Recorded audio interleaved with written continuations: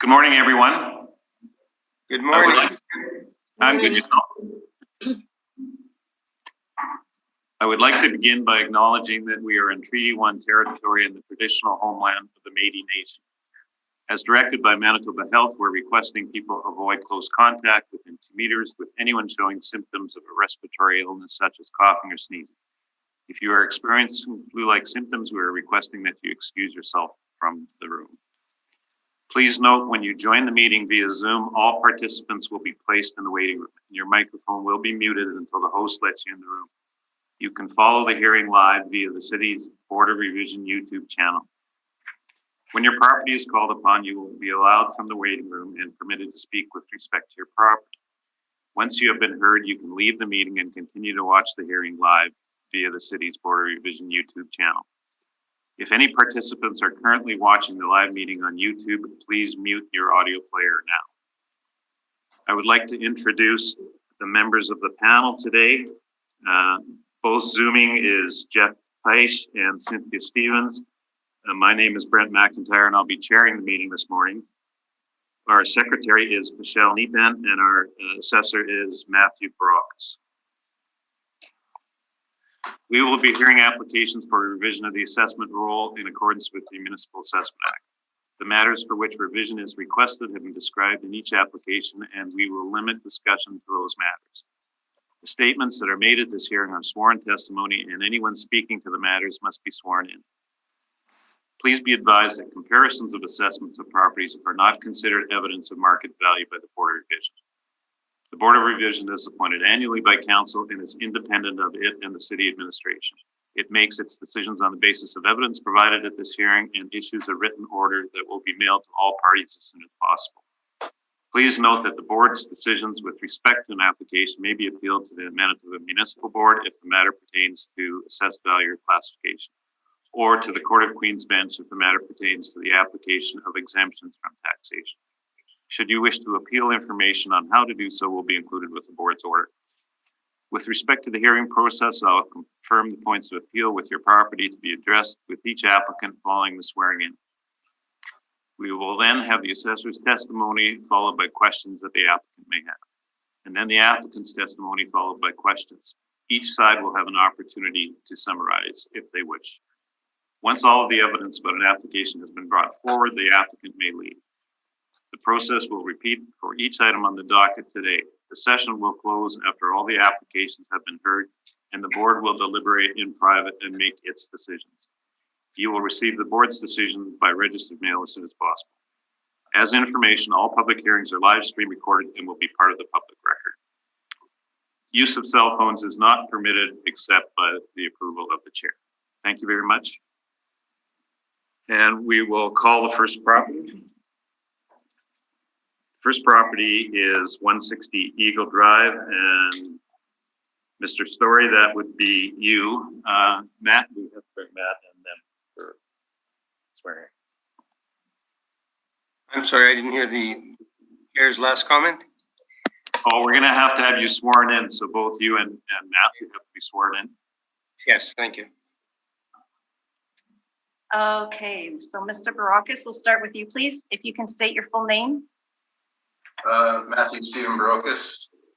Do you affirm that the evidence you're about to give at this hearing shall be the truth, the whole truth, and nothing but the truth? Yes. Thank you. Apologies, Mr. Chairman. Michelle, did you want to have me in the waiting room now or no?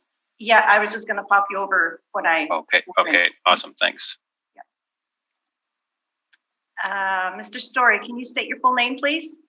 Sydney Earl Story. Do you affirm that the evidence you're about to give at this hearing should be the truth, the whole truth, and nothing but the truth? I do. Thank you.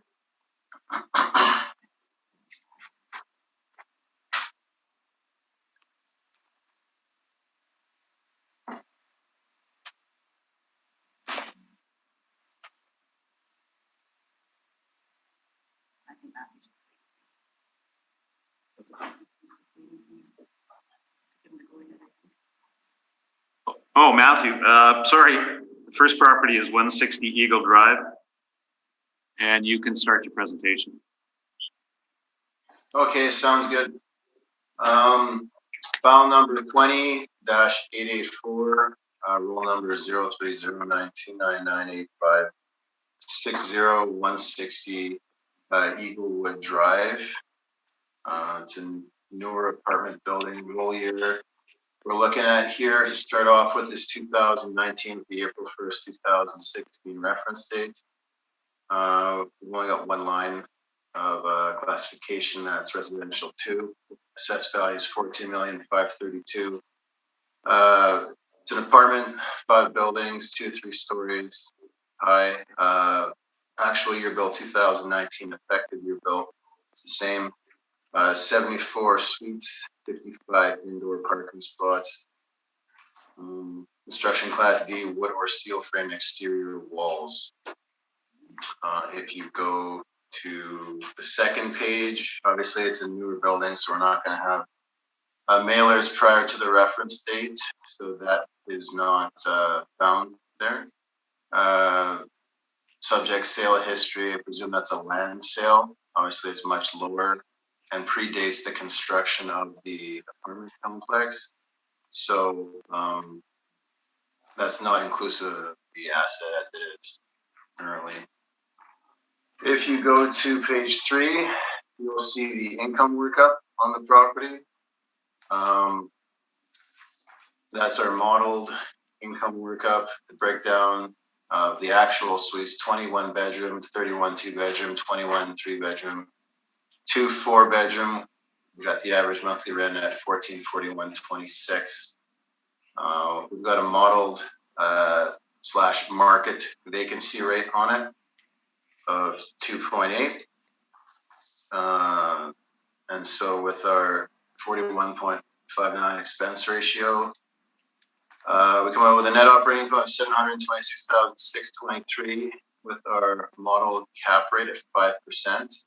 That's how we arrive at our value of $14,532 on the property. So the rent comparables are found on the following page. These are newer buildings, also found in the south.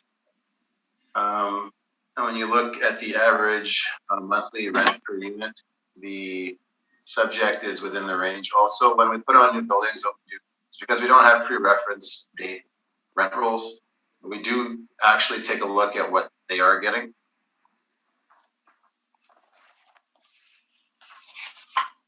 And so we factor that back using rent income, ensure that when we get them started in our assessment roll, they're started correctly at the correct level of rent, not too high, not too low, appreciating what they are actually getting, which is what the model would be shooting for. So our rent is good.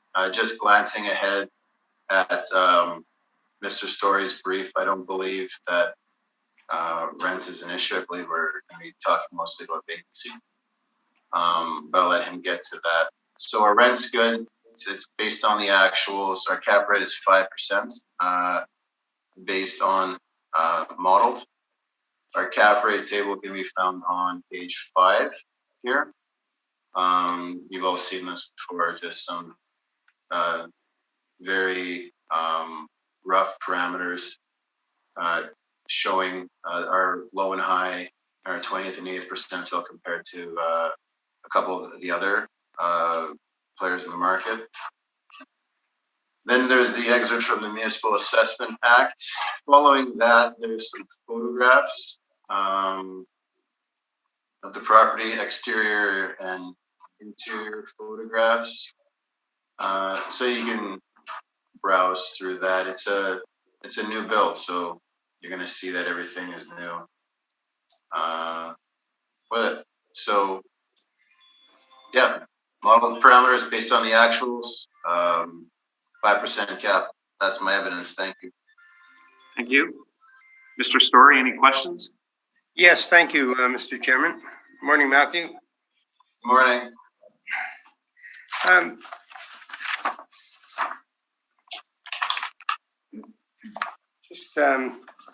You're absolutely correct. Our issue is not with the market rents. We'll accept the assessor's position at market rents of $1,400 a square foot or per suite per month. We do have issue with vacancy, however. So going to, this is, and firstly, have you inspected the site? I have not, no. Okay. You're aware that it's a townhouse configuration, it's not an apartment block? Yes, that's correct, yeah. And it's not a commercial row housing either. It would be best defined as townhouse? Yeah, it looks like it, yeah. Okay.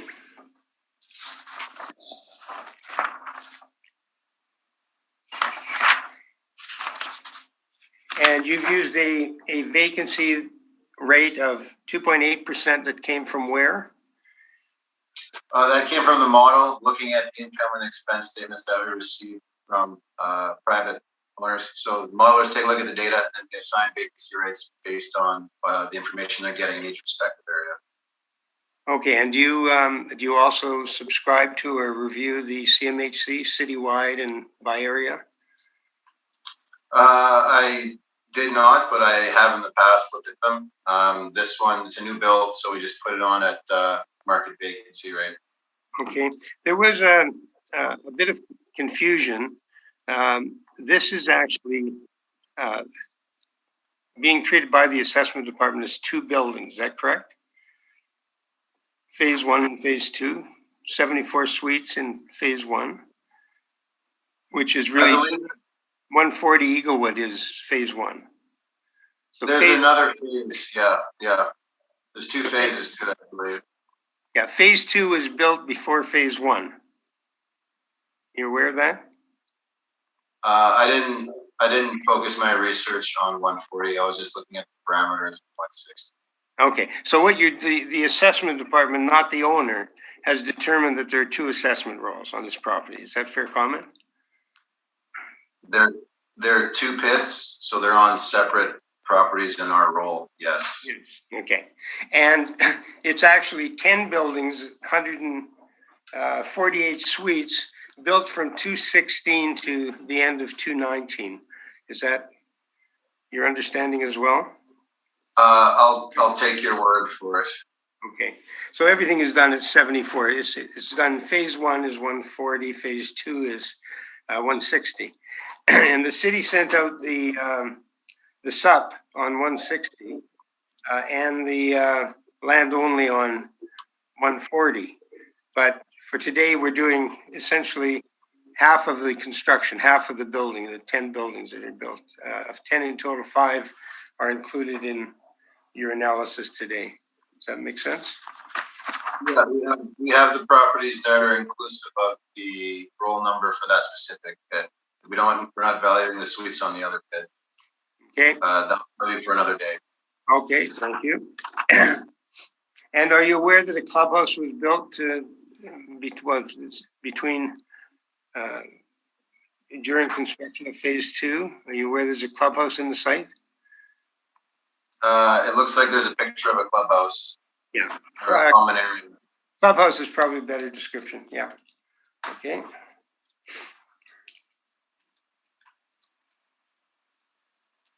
And what is your experience in an expensive apartment building, if this is an apartment or townhouse complex, when you get into these plus 1,300 monthly rents? Is your experience that vacancy is traditionally higher because of the more expensive units? Well, I mean, everything, it's kind of hard to say on a broad brush. It depends on how many units there are. I know there's a property down on Assiniboine. It's a new property and it has good, very healthy size rents, and just based on the numbers of suites they have. But really, it's a case by case basis. So we put them on model unless there is some really circumstance that seems out of the norm. But I mean, there's a lot of construction going on in the south. There seems to be demand for that sort of new building out there. So I haven't seen anything that suggests that a newer build would have a higher vacancy. Now, that being said, when a property initially gets built, there's going to be a lease up time, right? Yeah. Like, unless they pre-leased it, there's going to be a lease up time. But given the property is, you know, $14, $15 million we're looking at today, anyone with the wherewithal and the ability to go to the bank and get that kind of purchasing power is probably even more so the vendor isn't going to let the property go, knowing that it's a long-term investment for whoever's buying it. They're not going to let it go for like an inflated vacancy based on higher numbers during maybe a year lease up time from when the building got created. So while it may be true that vacancy might be a little bit higher as they're leasing up, coming online, like that's going to go away and they're going to go to market. And that's what the value of the property is. That's why we have a market. There'll be a ramp up period is what you're saying. And oftentimes the ramp up, the cost is picked up in the soft costs if it's being built. As this particular property is being built as demand warrants it. Are you aware of that? They built it, there's 10 buildings in total, 5 on each roll number. But they're being built in blocks of 18. So when they have some interest, they would build it. That's why the long involved a long time to get the property on completed. What do you show as a substantial completion date on this property? Oh, let me check the notes. I have to check the person who put it on. Yeah.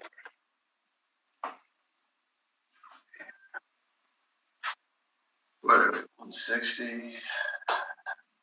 Yeah, they bought the land in 2016, and I'm just curious to know what the city thinks the completion is.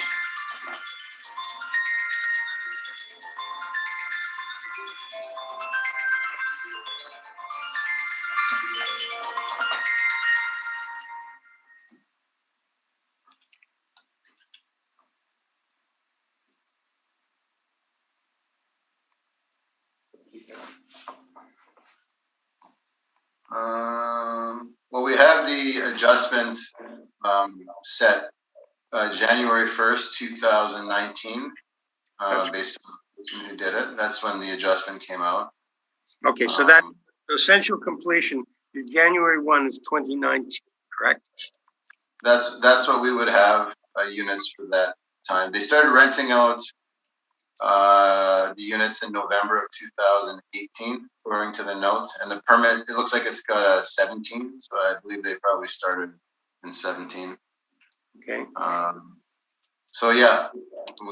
So in other words, they started, the land was acquired in 2016, substantial completion in January 1 of 2019. But that's only half of the projected project. That's only 5 buildings out of 10. Is that correct? Because of the nature it was done. It's built in sections of 18 suites per building. For a total, and the reason it got changed is because phase 2, they added the club room. They took away some space. Yeah, we're not putting units on that aren't like in existence that are just not there. All I'm doing, Matthew, is I'm trying to show you or to explain that even the vacancy that they're actually showing is a bit artificial because they don't start construction until they have some demand, until they know they've got it. It's almost a pre-lease, and that's why it's taking so long to build. Okay, so you'll acknowledge then that the building didn't exist at the reference date, which is 2018, April 1st of 2018, or 16. Well, not April, we have January 19. That's our supplementary date. The note here says they started renting out the units November of 18, which to me means 74 units were ready. And if you're saying that they're pre-leasing them, then it sounds like they have people ready to go in. No, what they do is they wait until they have a certain level of demand before they build the next phase. It's the entire project is 10 buildings. We're assessing today only 5 buildings, only half. And as a result, because of the way it's done, their book vacancy, what they're actually showing is probably understated because they're not proceeding with construction until such time as they have some identifiable demand. They have their own guidelines. But Sid, if I can just interject here, we're only dealing with the one roll number and the one property. That's correct. And 5 buildings, but I did want the assessor to know that although it's substantial completion, and they referred to it as substantial completion, it's half completed at January 1 of 2019. There's only 5 buildings, not 10. But this building was completed as of January 1st, 2019, right? That's correct, yes. The first five buildings, in fact, Mr. Chair. There's 5 buildings with it. And that's all we're here today to talk about? Yes, thanks, yeah. And then if we can just, Matthew, if I can just ask you a little bit about your cap rate. There were sales, are you aware that there were sales of apartment blocks in the reference period? On or about the reference date? Yeah, definitely. Okay, but you didn't use any actual sales in your analysis today or your evaluation? You used strictly model driven? Yes, they're model driven. Okay, and I'm just looking quickly at your model. If you go for the third party guys, because they're kind of independent to the city of Winnipeg, Colliers for the low rise multifamily is a range of 5 to 6%. Is that correct? That's on your. Let me scroll down here. Down by the bottom.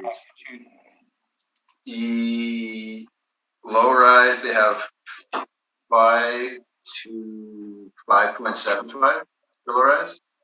No, that's a Cushman. Go over 2 columns. Colliers. Sorry, am I looking at that right? This is 2019. Okay. That's typically, the range they show. 5 to 6% is Colliers, and 5.5 to 6% is CBRE, and Cushman Wakefield is 5 to 6.75.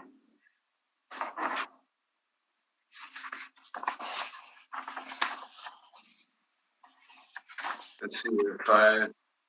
Yeah, that's the range that they're in. That's the range they have it at.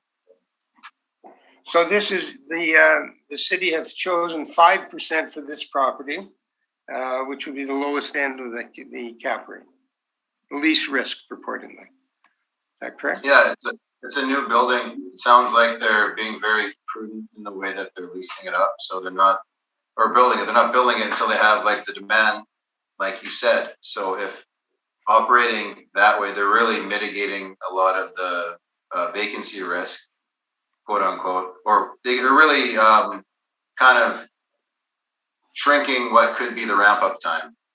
Yes. Yeah. Okay.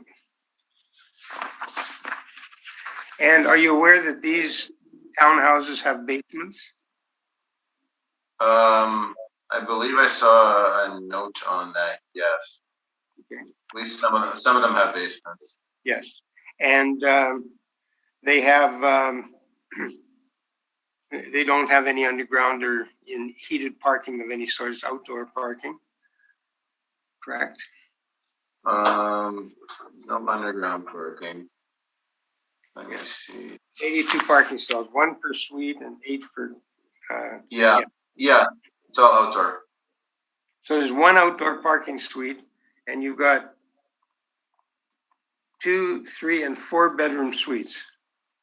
Correct? Yes. Okay, and they have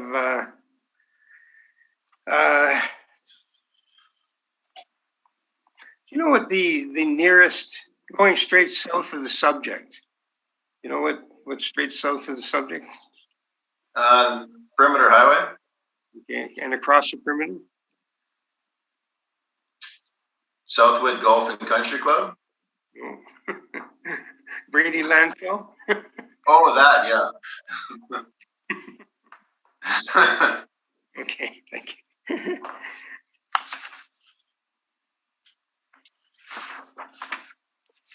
I'm fine with, I think I'm fine with my questions. Thank you. Thank you. Cynthia, any questions? Just to confirm, you indicated that since you both have indicated that the vacancy rate is an issue, your vacancy rate is just model driven, correct? Yes. Okay. That's all I had. Thank you. Thank you. Jeff? I have none, thank you. I just have one, Matthew. On your brief, you're showing 74 units in this building, these buildings. Yes. But only 55 outdoor parking stalls? Yes, that's what the person who put it on, that's what they would have been told or counted. So that's all the information I have in regards to that. Sid's saying there's more, and maybe there needs to be a recount, but I'd have to look at the plans to confirm that. I can't speak anymore on the parking count situation. Okay, fair enough. It's just my comment would be, or my question to you, for any property like this with really 25% less parking stalls than is possibly needed, would that affect the market value of the property? Someone looking to rent a place may take that into consideration. Now, I know there's a street that goes right along the front of the property. However, it gets cold. People want to plug in, so that could be a factor for sure. Okay, that was my only question. Thank you. Okay, Sid, it's now your turn to make a presentation. Thank you, Mr. Chair.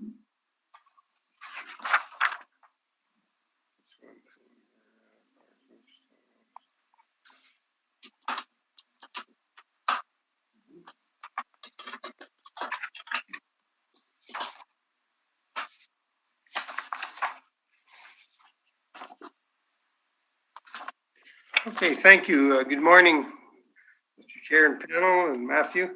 If we can just go to our brief quickly. As indicated, we have two issues with this particular property. Number one is vacancy. And we believe that because of the price and because of the actual performance, that the vacancy at the assessor is using at 2.8% is woefully low and doesn't reflect the reality of the situation. When the building was built initially, and there's been a change in ownership since it started construction, it was anticipated that in the soft costs and the construction costs, they would have a budget of $250,000 for advertising and promotion to achieve lease up.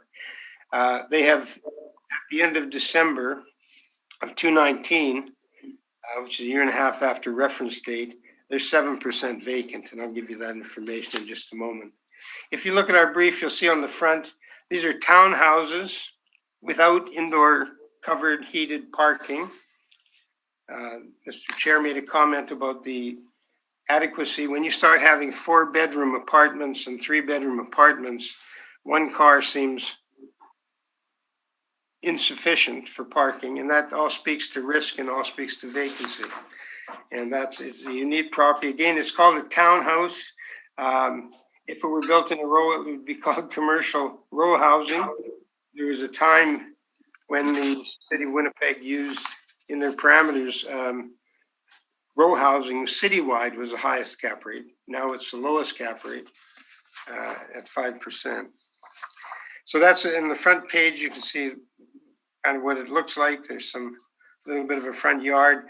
There's different roof lines. There's a sump pump. There's a basement. Very, very expensive construction costs relative to an apartment block, a freestanding apartment block. If we go to page 3 of our brief, I had 2.4. We got the two properties flipped. But in any case, our position is that we accept the potential revenue as $1,316,000. The vacancy we're suggesting should be 4%, and that's still, I believe, lower than CMHC, and we'll look at that in just a minute. 4% vacancy. The expense ratio is 41.58, and the cap rate we're suggesting should be 5.5%. Cap rate is not model driven. We're using actual actual vacancy and actual in sales to develop our cap rate. Now, what we've done, Mr. Chair, and I hope we can proceed, is we've done the our cap rate and vacancy evidence is in the form of rebuttal. Again, because we had some confusion at the outset as to how the two buildings were going to be handled. So that would be my presentation is we're asking for a capitalized value at 5.5%, 13,421,000. Just to touch on vacancy briefly, vacancy is extraordinary in this apartment because of the rental rate. There are some, but very few 2-year leases. The majority of the leases are 1 year, and 1 year leases means that turnover almost eats up what the city would use. That's just straight turnover. An apartment goes from one tenant to another. It's vacant, and that would be picked up probably in the 2.8% that the city is using, but it's not reflective of the actual vacancy. These properties, for the most part, they've done analysis to find out who's buying them. There are people who aspired to home ownership. The quality of life of this area is very nice. So a lot of these people are move-in, and they will pay off. In some cases, are waiting for the move-in into their houses in the area, in which case they're temporary, almost transitional. And you also get people that the world changed, CMHC and the government of Canada changed deposits and interest rates and whatnot and made it more difficult for people, but they still aspire to own homes. So these are not long-term tenancies, they're short-term tenancies. They pay a move-in allowance to everybody. They'll pay out an existing balance within reason of a lease just to get them. So they're very aggressive trying to keep the vacancy as low as possible in these buildings. And as we've talked, as Matthew mentioned, is that they're building when they can identify demand so that they're artificially low relative to typical apartment vacancy. They do have, and I mentioned jokingly about they've had people, and a fair number that have expressed concern about south winds coming from Brady. This is exactly 6 kilometers to the Brady landfill, and there's very little, if any, construction between this property and the landfill, straight south, and there has been concerns, and that just speaks to, again, the vacancy issue and the risk associated with this type of ownership. This was initially conceived, or 2 properties developed by most of the investors from Alberta, and they may or may not have been familiar with our city landfill. So I'm suggesting a 5.5 cap rate, and I'll explain where that comes in my rebuttal, if I may, and a 4% vacancy rate to come to an assessed value of $13,421,389, which is for the 5 buildings identified as 160 Eaglewood. Thank you, Mr. Chair. Thank you. Matthew, any questions? Let's see here. So, you gave a whole 0.5% cap just based on parking and adjacent, well, not adjacent, being close to the landfill? No, you got to add the issues together. The cap rate is risk, and risk is the type of construction. You've got townhouse construction has a series of different roof lines that are more expensive to maintain and ultimately replace. They've got basements. You don't typically see an apartment with basements. They have basements, but not indoor parking. That's risk. That's cap rate. That speaks to risk of ownership. You're right in the middle of an area where new houses are being built and people are renting in this, and there's another property, 100 South Drive, where the majority of the tenants are people waiting for their homes to be built. This one has a number of them, not the majority, but a number of them. So you know that they're short-term tenants, you're gonna have a vacancy just on turnover. They have, every suite gets a $500 move-in allowance. They'll pay out existing leases to get a 1-year lease signed. These aren't, the owner is not looking at these tenants as long-term. They're 1-year leases. They're transient in terms of they may be waiting for a new home to be built in the area, which has been very common. The surroundings with respect to Brady is a negative that probably isn't captured by the city and may or may not have been captured by the owners when they initially conceived the project, but it is a real issue.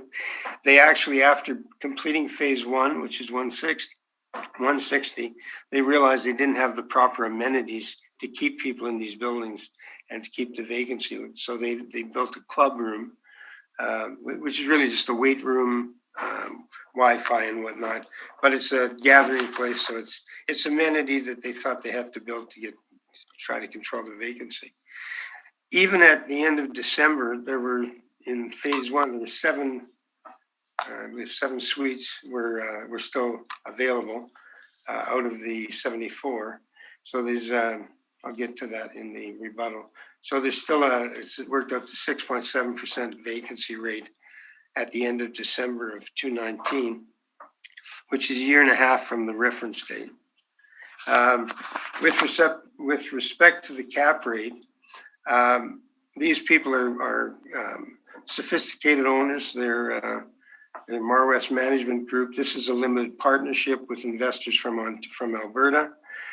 General partners is Marwest, and they're very familiar with the market. They are also the purchasers of 333 Ward, which we'll get into in rebuttal, and they bought 333 Ward in 2015 for. Well, let's save that for rebuttal because we don't have to rebuttal up here right now. Yeah. Okay. So that's my position. Thank you. Okay, so when you said that the tenants are transient because they sign 1 and 2 year leases, is it not typical throughout the city of Winnipeg that when you sign an apartment lease, it's for a year? Yes, typical. But in this case, what I'm suggesting is that there's a certain turnover of tenants, and you don't want turnover. You want them extending. The people that are renting, many of the people that rent in these buildings are renting because they've got a house in construction in close proximity. So they're in the apartment with no intention of being there past a year, may not even be a year. So they negotiate whatever the owner negotiates the best tenancy he can get, but they're not looking at these tenants as long-term because they're there for a different reason. They're there, and who would? With today's interest rates, it would be somewhat illogical to sign a long-term lease on a townhouse at $1,500 or $1,400 a month. It's a lot of money. So they're transient only insofar as they may be without a home. They may have sold their home and they're moved in. Waiting Just a minute. We're losing your face. Oh, I leaned in. I think you're leaning too far. Thank you. That better? Yes. Thank you. Yes, so when I say transient, I mean transient in terms of they're not there long-term. They're not expected to be there long-term. The owner doesn't expect them there. They don't expect to be there. And there's a reason is that there's construction going on all around them. And some of them are people that have bought those houses. They've sold their own. So they do a very extensive profile of who their tenants are. But their tenants are not vision to long-term. As a matter of fact, there are a couple of two-year leases, but there aren't any 5-year leases, anything of that nature. So that all speaks to risk, and that speaks to cap rate. So we have buildings that are more expensive to build because they have basements. We have properties that are difficult to maintain. They have courtyards, walkways, fences are pet friendly. So each suite is self-contained, has a fence. So they're expensive to build, and they're being built with an understanding that the people will probably not be long-term, in all probability. So, that would be my response. Okay. It's not transient in terms of being homeless or people that are homeless, but homeless because they're upgrading or building a house. So if they're building a lot of houses down there, we could agree, right? So if Amazing. I don't know where the people are coming from, but you're correct. There's lots of houses there. yeah, so if there are people who are waiting for houses and they're leaving, there's going to be new people who are waiting for also future houses to come in there. So this is kind of like what you're saying is this is kind of a in between place. It seems like there's a good stream of people that's going to be needing this in between place, right? Yes, absolutely. But what happens is when you get into this type of an apartment, those people, it's almost a guaranteed turnover every year. And you don't get that in typical apartment buildings. As a matter of fact, there's people in apartment buildings that get celebrated that have lived in the Cours de St. James and apartment buildings on Kenniston for 30 plus years paying rent. That's not the case here. It's not going to happen here. So yes, there's construction going on around them. That's your competition. These people that want home ownership are looking, may have big families. It's woefully short of parking, in my opinion. That in itself is additional risk to the owner. And the big risk is that the vacancy comes with natural turnover. And within a year, people will be gone. They've had move-in allowances. You go on the website, everybody gets $500 move-in allowance. They get free rent if negotiated. They get a buyout of their existing lease if they have one. So they do everything they can to keep the vacancy down. But even at that, it's higher than the city is suggesting. And even at 4%, it's probably, for this type of building, it's probably low vacancy. Those are my questions. Thank you. Thank you. Cynthia, any questions? No, I'm good. Thank you. Jeff?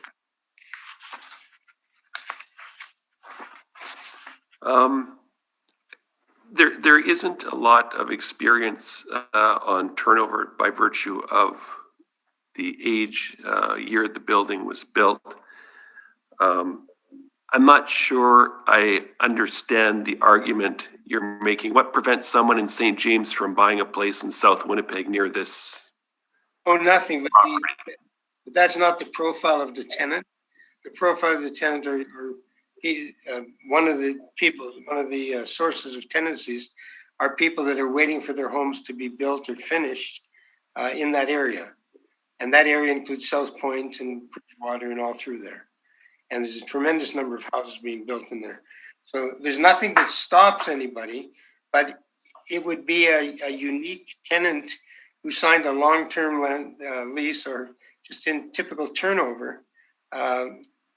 He can be coming from St. James. He can be moving up, but these are expensive. $1,480 is the average monthly rent. That's very expensive, and you have to identify who the potential market is for it, which they've done. But part of the market are people waiting for their homes, and the other factor is that there are no long-term leases, no 5-year leases in here. So it's not something that one can take the lease and take it to the bank. It's higher risk for the owners, and that's why these are done by, this one is a limited partnership. And the general partner had to provide personal guarantees so that they were covered off because it was concerned about the cost of it and whether there'd be a market at that high amount.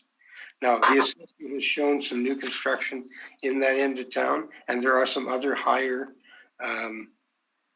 rents, absolutely. But these are right in the area where the homes are being built, and that's just one source of tenancy.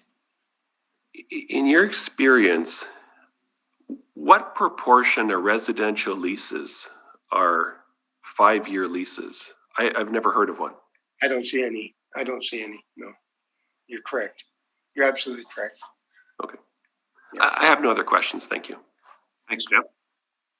Sid, if you want to go to your page 3. Yeah. You've got the assessor's workup in comparison to your own. Yeah. And if I go to the assessor's brief, the potential revenue on his brief is not 1.316 million.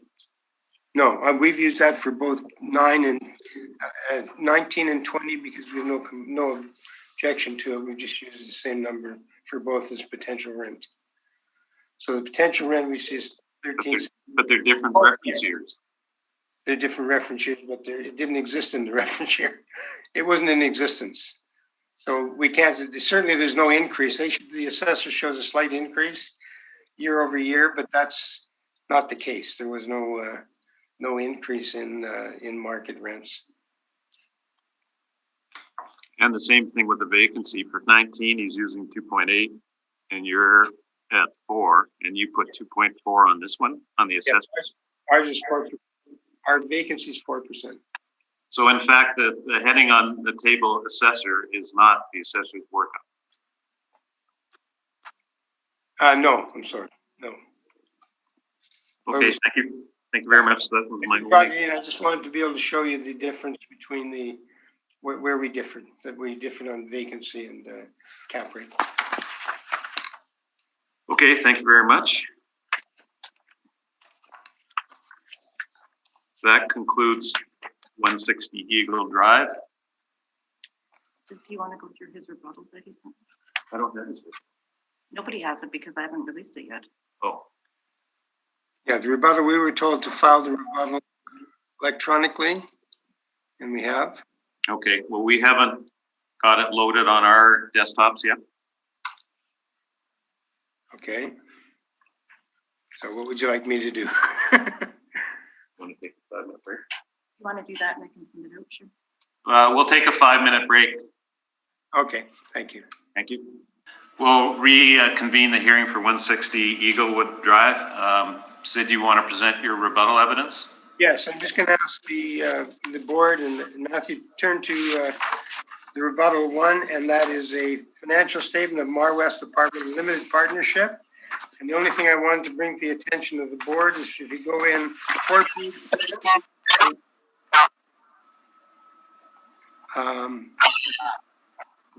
4 pages in on, I hear.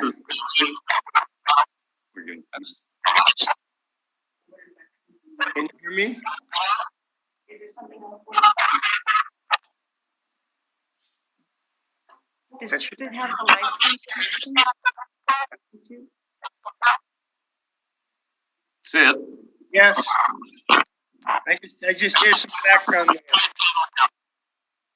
are you live streaming?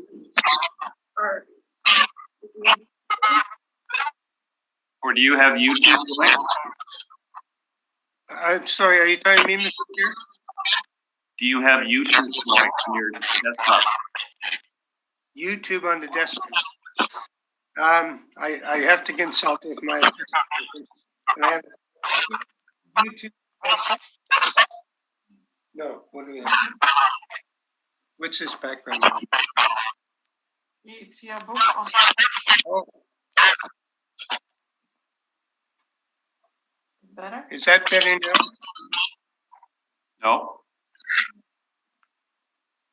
Wait, Mr. Chair, you sound good. I don't think it's us, is it? We have nothing wrong. Can I be heard fine? There, now it's. So it is me. Yes, Sid, it is you. I don't know what to do. Everything will. You have,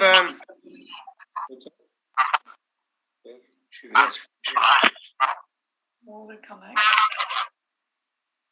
I don't see one. that's the next step. No, the mic. Okay, say something? Yeah, okay. So, No. we're still getting an echo. Yeah. Maybe now. You can put book. Should we try to resend it? Should you take them? I can, well, I'll have to kick him out and then he can. Yeah. Sid, I'm going to remove you from the meeting. You're going to have to join it. Okay, We'll try that. thank you.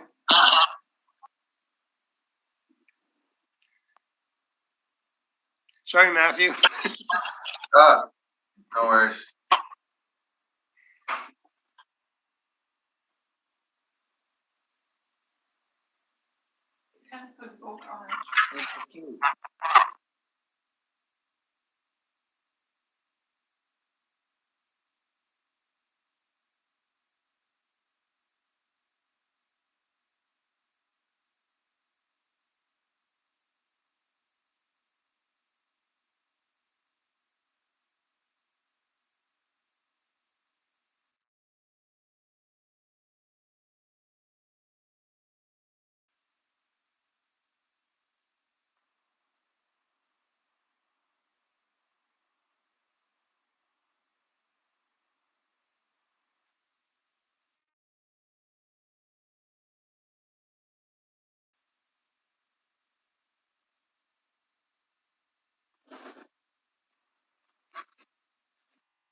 Are we rejoined?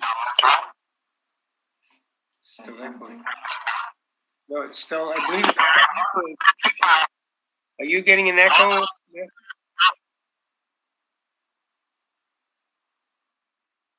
Hello? That sounds all right. You're not in.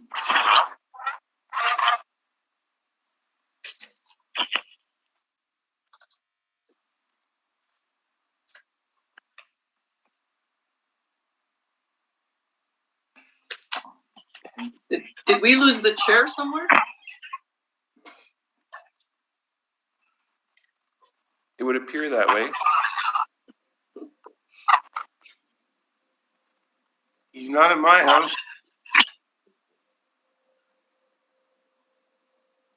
No, you can.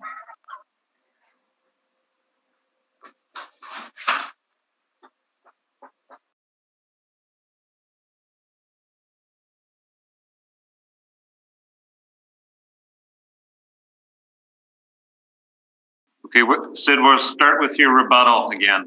Rebuttal number one is these are the actual financial statements, and we'll go really quickly, but it's a complete set. Sid, I don't think that's the financial statements. Yeah, Marwest. Rebuttal number one starts with vacancy rebuttal. That's the order she sent it. Just 1 second, please. Sorry. We have that document, but it's not in the order that you're saying. Okay. Yes. Oh, I'm sorry, if we could go to the Marwest Apartments block. It's just one thing I want to show you in there. And it's on the fourth page in. It's the statement of operations. And just for discussion, you'll see that the potential revenue from the suites is $1,316,442 for the year ended. And again, it's post-reference, and I apologize, but it gives us a little bit of a handle on what's actually the harsh reality versus the model. And the actual revenue is 885, which means it's 67% occupied in 219, which is a full year and a half after the reference date, with 33% vacancy. that's really irrelevant. It's post-reference. Okay, and then I will ask you to go to notes and financial statements, and it's been verified by Matthew already, but that the substantial completion of the property, January 1 of 219. Okay, and that would be all I wanted to say to that. And if I could go to to rebuttal 2, and rebuttal 2 should be the multi-tenant cap rate study. Is that what you have as rebuttal 2? I hope. Yes. Yes, okay. So I'll go through that really quickly. The one that is most relevant is 333 Ward, because it's the same owners. It's the Marwest Management Company. They bought 333 Ward. And I think all the board have probably heard 330 Ward. This is where there was an appraisal of 18,800,000, but it was purchased for 200,000. And our position is that the actual cap rate used in the actual sale in 216 was 5.44%. And I've got some other comps in here. 403 St. Anne's, which is 5.57. And then the bottom three are less. The ones boxed are more significant, I think. And the others because they're smaller or older. Quite different, I should say, that these townhouses, luxury townhouses with basements, are quite different than the apartment blocks, even Ward. If you flip the next page, this just shows you the reconciliation, and it'll make sense in a minute. Sid, we can't see your face. Oh, I'm sorry. Sorry about this. Okay, the next page is just the buildup of how the cap rate was determined and derived. And the purchase price was not 18,800,000, but rather 18 million, and the actual cap rate was 5.45%. And the next page is just a statement from the owner, Cornelius Martins, confirming that they paid 18 million for Ward. It was presented to them at 18.8 million using a 5 cap. They didn't want it at that. They wouldn't pay 5. The cap they thought was too low. They ended up paying 18 million, and that's a 545 cap. So that's just we do have, the city has sales. They chose not to use them. They've used the Colliers, CBRE, and Cushman, but what they've done is they've used the absolute lowest of those ranges. At best, it should be the midpoint because there aren't anything comparable, and it didn't exist at the reference period. If we can go to rebuttal 4, that's CMHC. Have you got that? On item 4. You don't have it, Mr. Chair? Just a minute. I think that's rebuttal 7. Rebuttal 7. Okay. Okay. So what we have there, this is the CMHC, and the city. We believe the city uses an overall citywide vacancy, but that would include Manitoba housing properties and other subsidized properties that traditionally have very low cap rates. It shows here at the top graph that at $1,300 a month plus, that the at October 16th, it's 5.4% vacancy, and at 17, it's 3.8. So I think the 4% is very reasonable, probably conservative. And then, did we ever get rebuttal 5? Did everybody get it? Yes, I got it. Okay, what it is, this is just the excerpt. The city's been provided with the full appraisal. This is just an excerpt that shows that what was offered to the Martins was 18,820,000, and that would have been at a 5 cap, but they didn't pay that. They refused to. A year later, they came back to them, and the was purchased for 18 million, and it all goes to that, giving you that number. Verify the 5.5. If you go to rebuttal 6, is just a note from the property owner showing that at December 31, 2019, again, a year and a half after substantial completion and significant $250,000 or more plus a clubhouse, there's still 74 units and 69 were occupied, and that's a 6.75% vacancy. So I don't think the vacancy is inappropriate, and I'll sum up quickly because, or if there's any questions on those quick rebuttals. Thank you. Thank you. Matthew, any questions? For Ward, are you aware that Altus and the city of Winnipeg has reviewed 3-year stabilized income and expenses and have both concluded that a 5% cap rate is the appropriate cap rate for that sale? They didn't pay that for it. They paid it at 5.5, and Altus had actually introduced the the appraisal incorrectly. So I wouldn't rely on that information. I think the owner will tell you what he paid for it. It was presented to the owner. The owner said that they wouldn't transact it. That a year later, they came back, they reduced the price by 800,000 and they bought it for. But you know what, Sid? We can't ask the owner that because he's not here. No, but neither are any of the people any of these participates in the model. That doesn't seem, but the assessor is saying that. I have no evidence of that. I haven't seen that the city in Altus did a 3-year analysis.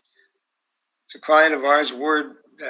Anyway, this is just showing cap rate and what's appropriate and what's in the marketplace. These are very serious owners. They know what they can and can't pay. They know what they did and didn't pay. And I don't think that this is the format for that discussion with respect to Altus and Hofer Wilkinson and how they got in the city of Winnipeg. So I would say the city's evidence, the owner's evidence is better than hearsay evidence from the assessor. And your calculation of vacancy, is that in regards to property, is that in regards to the 10 building to be built project, or is that in regards to your 5 buildings you've used, that the assessor has used? That's 5 buildings. This is a financial statement for the 5 buildings, 74 suites. This one, it says 140 Eaglewood on the top of it though. Yes, because it's phase 1 was 140 Eagle, phase 2 was 160. 160 was built first. Mm-hmm. And that's what we're looking at today, 160, not 140. That's correct. And what this is these are the 160 that the assessment department is dealing with. 74 suites. Okay. Actual site So when it's finished, it's halfway built at this stage. 5 out of 10 buildings were built at the substantial completion. Okay, I think we've heard about that. Yeah. Anything further, Matt? Those are my questions. Thank you. Cynthia, any questions? Just to if you go to your CMHC vacancy, if you scroll to the second page, does it not show that in the Fort Garry area the vacancy rates are much lower than the overall city vacancy rate? Okay. Did you say the second chart? Yes. Okay. Zone Fort Garry. They show 2.8, 2.8. Yeah. Okay. Thank you. That's all I had. Thanks. Thank you. Thank you. Jeff? I have no questions. Thank you. And I have no questions. So that concludes 160 Eaglewood Drive for the 2019 roll. The next one up is for the 2020 roll. And can I ask both parties we've taken into account all the information for the 2019 roll that you spoke about this morning. So could we limit our discussions for the 2020 roll to anything new and different? Yes, yeah, for sure. Okay, Matt, you can proceed. Okay. File number 20-883, roll number 03092 9985560. It's the same property we just discussed, except it's for the 2020 roll year, April 1st, 2018 reference date. So we don't have anything different in terms of suite count on it.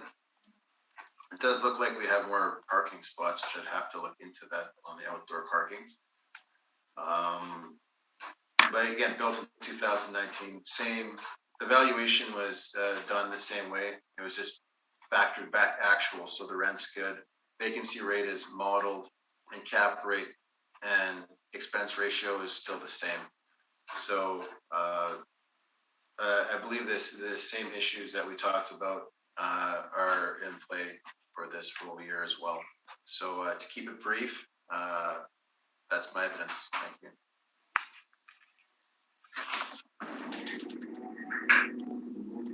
Any questions, Sid? No, I'm fine. Thank you. Any questions, Cynthia? No, I'm good. Thank you. Jeff? I'm good. Thank you.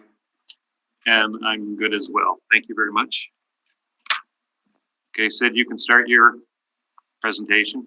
Thank you, Mr. Chair. Just to quickly recap, we have two issues. One is vacancy and the other is cap rate. With respect to vacancy, we've provided the CMHC for the more expensive apartments. There is a rule of thumb that more expensive rental rates generally lead to higher vacancy rates, and it's just because there's supply and demand, and only a limited part of the market can spend $1,500 a month on renting somebody else's building. So the vacancy, we believe the vacancy is reflected in the 13 plus that we provided from CMHC, and that 4% is reasonable, probably overly conservative, given that they only did 880,000 in actual business out of a potential of 1.3. With respect to cap rate, we use sales. The city doesn't use sales.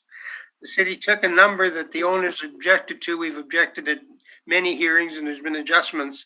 With respect to Ward, they didn't pay.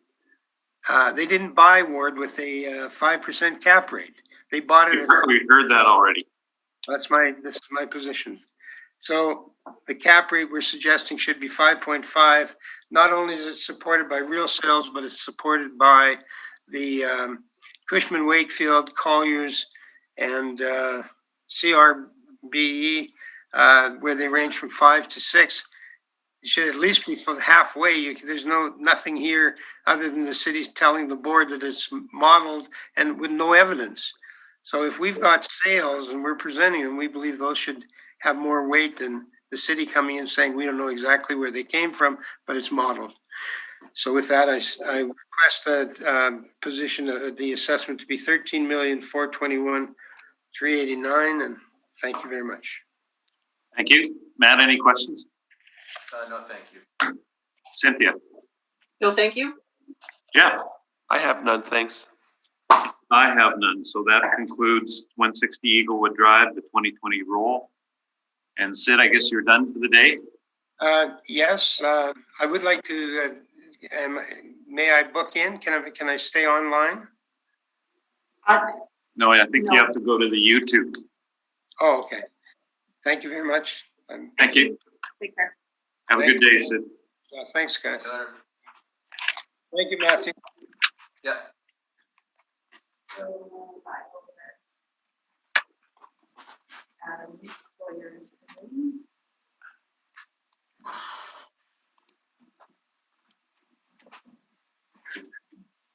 Morning. Good morning. Morning, Adam. I apologize for the length of time this first one has taken. That's okay. I got a bathroom break in there, so don't worry about it. Oh, good. Okay. Okay, I'll swear you in first before we begin. Okay. If you can state your full name, please. Adam Jacob Sawyer. Do you affirm that the evidence you're about to give at this hearing should be the truth, the whole truth, and nothing but the truth? I do. Thank you.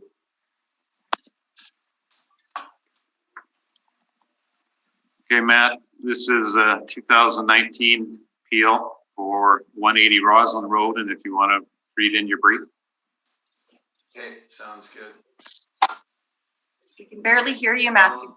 Yeah, Matt, can you turn up your microphone? I'll turn the volume up on my phone. Is that better? A little bit.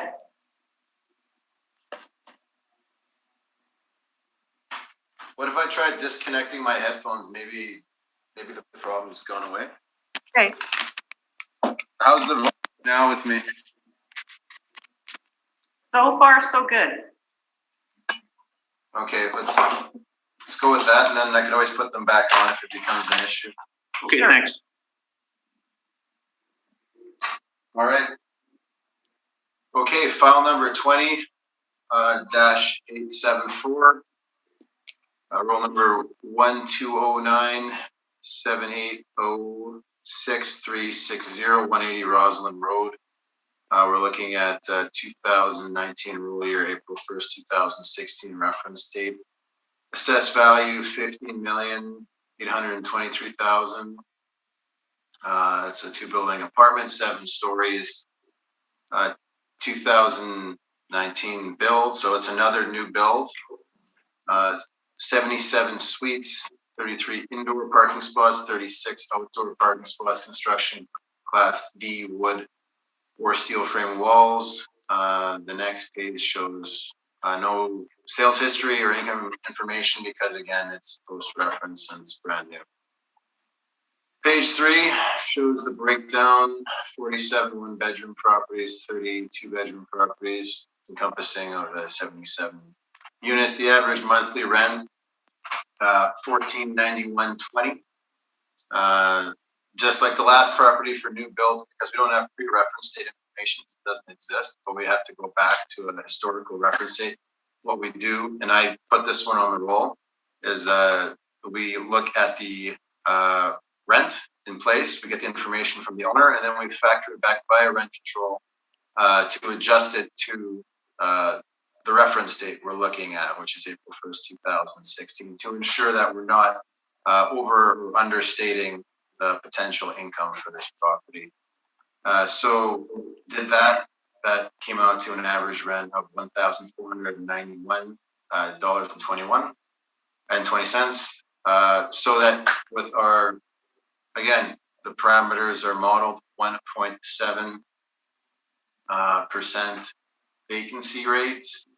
We get our effective gross income of $1,354,000 with our expense ratio of 41.5% and a 5% cap. That's how the $15.8 million came to be.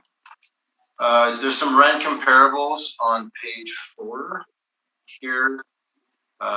Just showing the rents of some properties in the area. Wellington, Osborne, and Evergreen. The property is in the Osborne Village neighborhood. So you can see that the rent that is the actual rent factored back collected. So it's not even a modeled rent, but it is in line with what other places are renting their places out for. Cap rate chart, which you all are familiar with, is on page 5. And then there's some photographs following. It's on page 7 and onwards, just some photographs of the buildings here with some interior photos. So again, it's a new place. It looks like a new place in Osborne Village. So the rent is factored back actuals.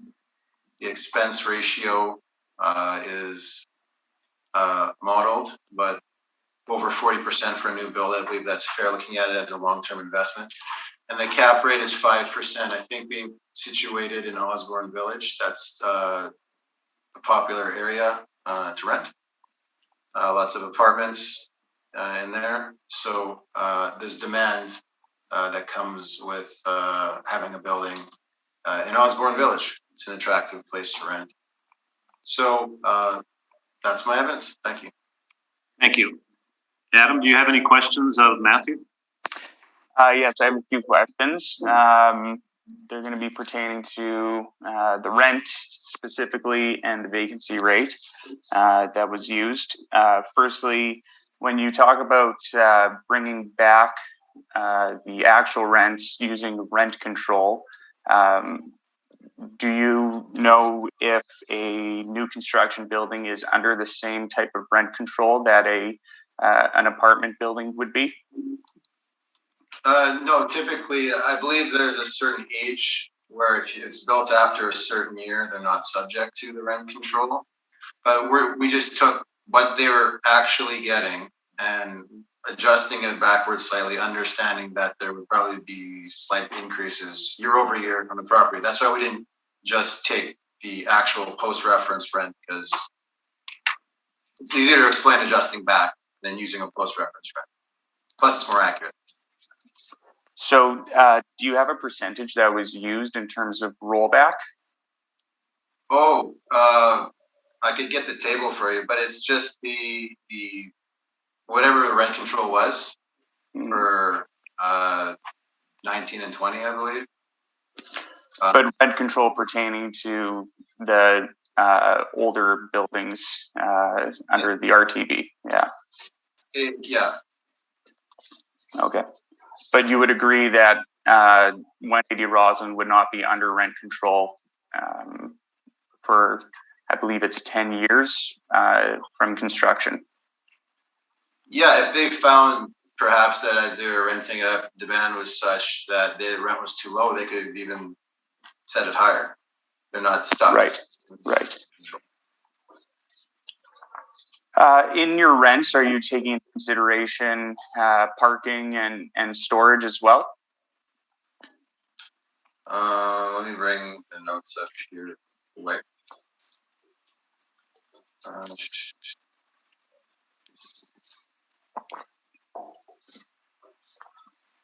I believe I just took the rents. So does your analysis not take into consideration any income from parking or from storage?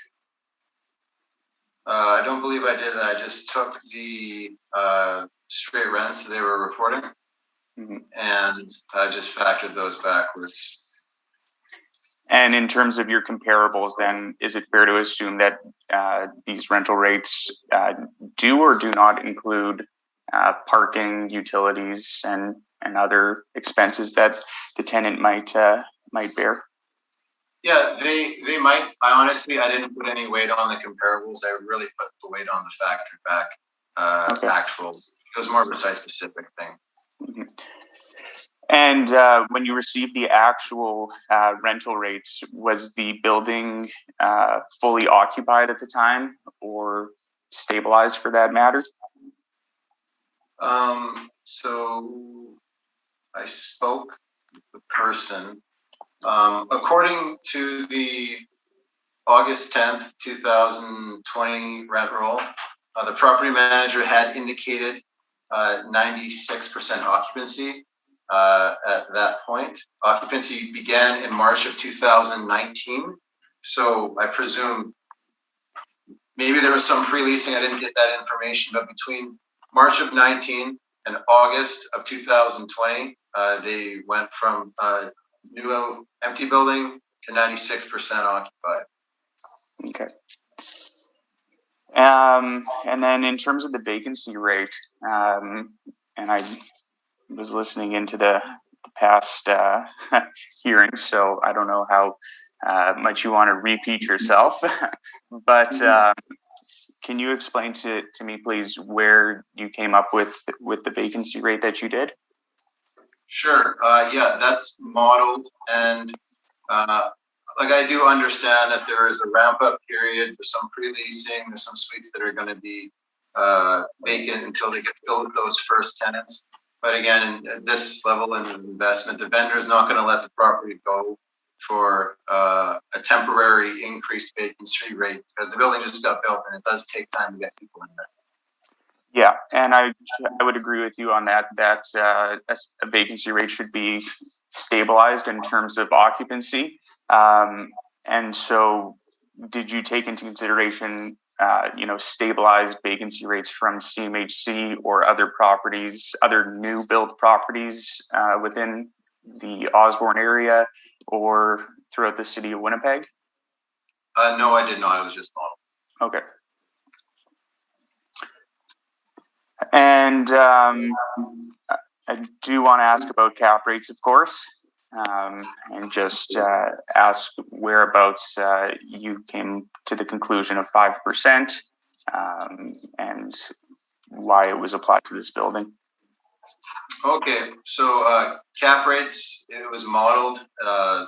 Cap rates in our system, they're based on age, area, and size. So based on those parameters, this classification property, new build, would get a 5% cap rate. But it wasn't an individual, multiple properties, specific stabilized or anything like that. Mm-hmm.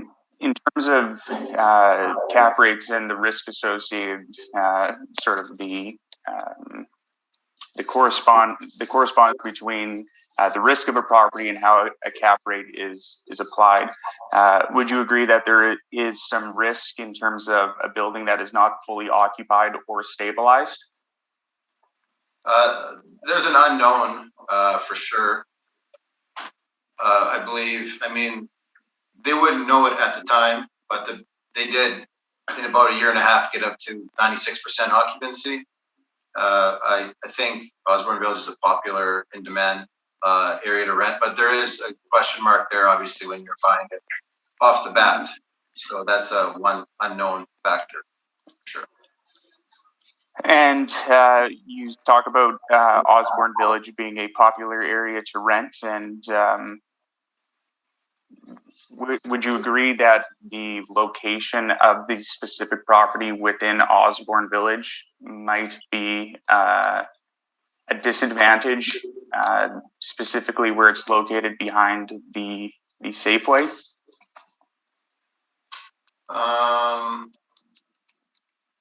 Just looking at the map here, it's not. Well, yeah, actually, it is right. Well, I mean,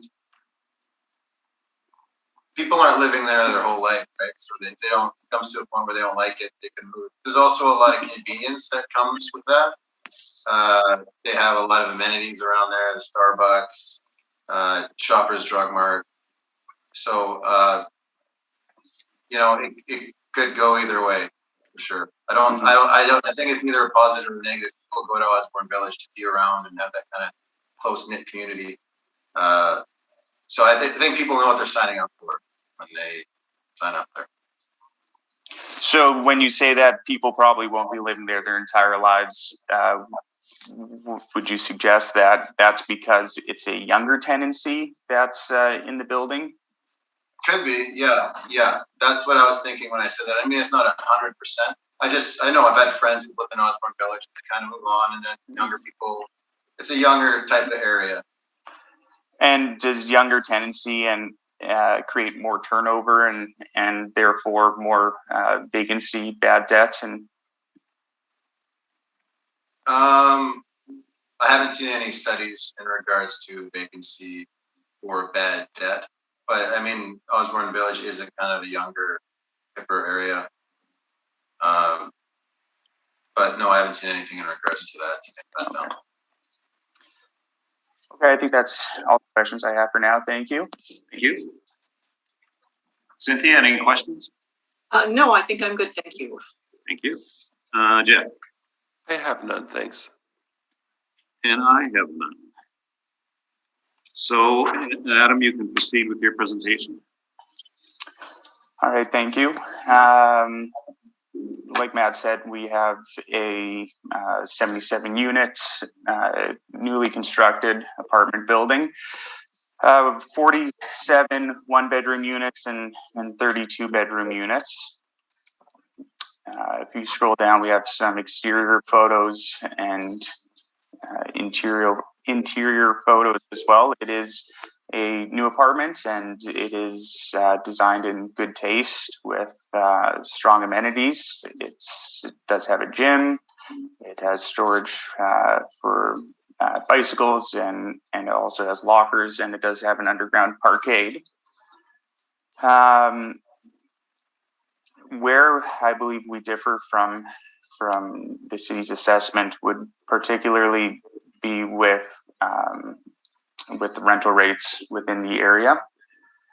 If we look at buildings that were constructed after the year 2000, we see an overall rate of $14.35 per unit in the Fort Rouge area and $13.25 overall in the city of Winnipeg. And that also takes into consideration bachelor units and 3-bedroom units, which the subject property does not include. So we also conducted a private study of similar apartment buildings within the city, which is included on page 12, where we can see an average rental rate for 1-bedrooms of $12.21 and an average for 2-bedrooms of $15.16 per month. We settled our rents at $12.25 for 1-bedrooms and $15.75 per month for 2-bedrooms, which does not include parking or storage. That is typically something that's paid by the tenant above and beyond base rent. like I said, the additional income from the property would come from their outdoor stalls, which there are 34 of according to the property manager, and 33 indoor heated stalls. We conducted a rental survey of parking within the city, and concluded that $60 for surface is appropriate on a stabilized basis, and $125 a month for underground parking is appropriate there. So that gives us a total gross potential income of the property of $1,342,680. And we apply a vacancy to that. And sorry, to go back a little bit, I forgot to talk about the storage and how we've accounted for the income on that. Typically in an apartment building, in Winnipeg specifically, I would say demand for something like parking is extremely high, especially for underground heated parking due to the nature of our city and the cold weather. However, storage is a little bit of a different problem for property managers in terms of how it relates to vacancy and tenancy. So typically, an apartment building that has parking would normally see their parking be filled up almost to 100% and just like with typical vacancy, whereas not every tenant, from what we've seen in the market, requires additional storage and doesn't have the willingness to pay for additional storage. So we've actually applied a 25% vacancy to storage income in order to relate that. There's no obligation for a tenant to rent a storage unit, and the rental rates for storage units fluctuate within the city from, I would say, $15 a month upwards to $40 or $50 a month. And so we've stabilized it at a 75% occupancy, which is also the same as calling it a full occupancy, but with a rental rate of $22.50 a month for storage. And that's where we've come up with our gross income on that. And then applying a vacancy rate to it, we've looked at vacancy from the CMHC surveys for both the overall universe of apartment buildings, which is to include all types, as well as we've narrowed it down to properties which are renting above $1,250 to about $1,500 a month, which is where we've settled our income analysis. So we're looking at vacancy rates in terms of that. And then we're also looking at vacancy in terms of year built. So apartment buildings that are built after the year 2000. And of course, there's a lease up period, which the assessor has talked about, and I do agree with him that we are looking at this on a stabilized basis. And so we believe that on a stabilized basis, we should be looking at all three references from CMHC in terms of vacancy. We should be looking at specifically new build apartments. We should be looking at apartment buildings that are renting within a certain range that also would apply to new builds. So that's to say that new build apartments are renting at higher rates than the older inventory in the city. And then we're looking at both the overall universe of Winnipeg apartments and then narrowed down specifically to the Fort Rouge, Osborne neighborhood as well. And we believe that a vacancy rate of 2.75% is very reasonable and fair, and perhaps maybe even slightly under what would be underwritten on a property like this. Operating expenses, we don't really have an issue with where the city is landing. We've reduced ours slightly in terms of a price per unit on them. So the city, I believe, is using a a 41.59% expense to income ratio. And we believe that's a fair ratio to use. And in order to come closer to that expense ratio, we've reduced our expenses on a cost per unit basis. And the reasoning for that would be because a lower valuation would mean lower property taxes, and lower rental rates would mean lower rental rates, a higher vacancy rate would mean a lower effective gross income, which would also reduce property management fees. So we're still in the same range as far as expense ratio goes, but we have reduced it on a price per unit basis. On the next page, sorry to if anybody's lost with me here, but on page 17, we have a breakdown of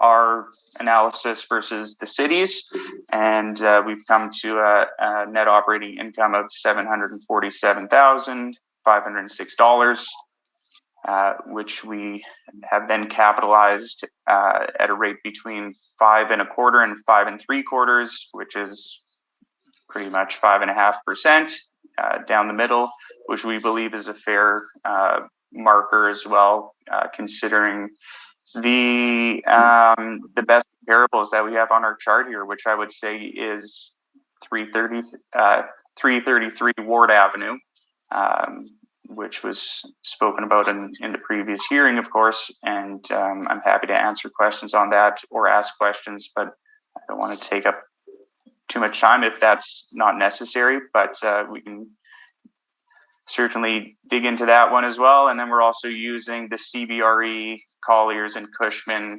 reports to come up with our cap rates, which for the most part are between 5% and 6%, 5 being the low end. From an appraisal standpoint, a lower cap rate is usually defined by properties that have renovation potential and potential for increased income. And I would suggest that the subject property being at the high end of the market is somewhat at the apex of its income potential, specifically within the near future. There are also a lot more competing apartments being constructed in the past couple of years. And in specific, those properties have been constructed under the CMHC Affordable Housing Program. And if you're not familiar with that program, it's preferential interest rates to construct apartment buildings that are showing rental rates that are 10% below market.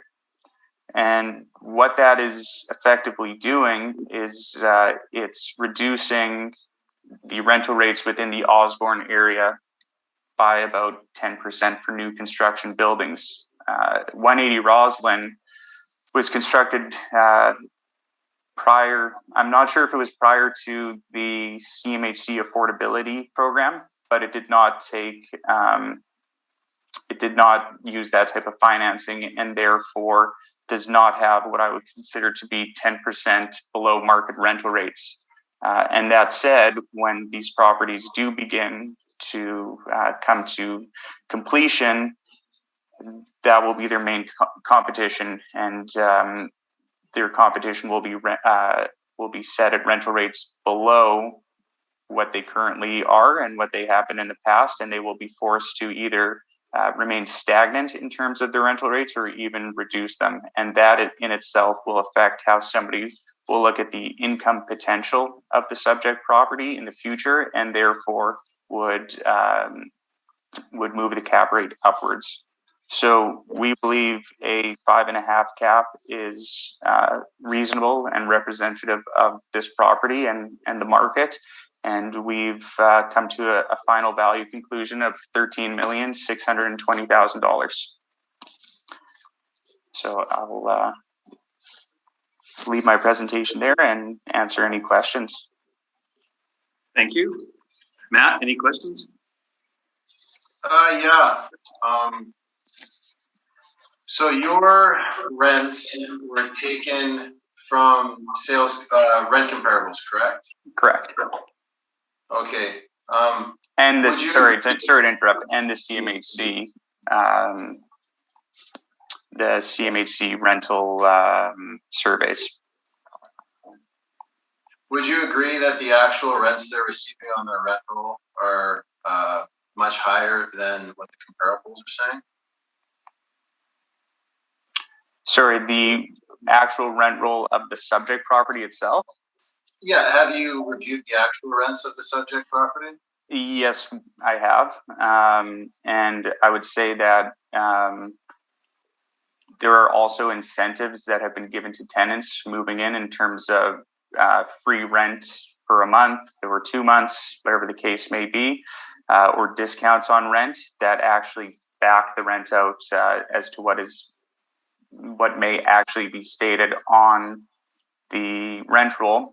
And as well, like we spoke about at the beginning, we would need to factor those rents backwards to the effective date and take that into consideration as well. And that's where I believe the market rents that we've researched are most comparable, because it actually speaks to the market at the time, as opposed to the increase of rents since that time.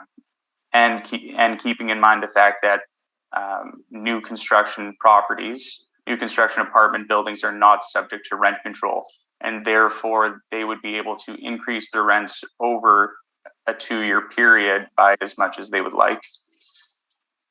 Okay. So you use comparables, and then you also use the CMHC. I'm just trying to find it. So where did you put more weight? Did you put it on the CMHC figures, or did you put it on the rent comparables? I don't think I put any more weight on one or the other. I think I used both of them to sort of quantify what a proper rental rate would be for the subject property. If we look at the average for 1 bedrooms of the private survey, we have $1,221 for 1 bedrooms and $1,516 for 2 bedrooms. And like I said prior to this, the CMHC rental rate is encompassing of all unit types, so bachelor units and 3-bedroom units that the subject property doesn't have. So if you kind of think about it like that, 1s and 2s fall in the middle, and the averages here may be slightly skewed either way by 3 bedrooms or by bachelors, but we've sort of taken that all into consideration and coming up with an appropriate rental rate. Okay. So looking at these properties here, for the CMHC report, the age group you use is 2000 and later. So given that our property is a new construction, a couple of years ago, would you not agree that it would most likely be higher? The rents should be higher than the average for the 2000 and later group? That's difficult to answer because I don't know every building in the city that was constructed after the year 2000.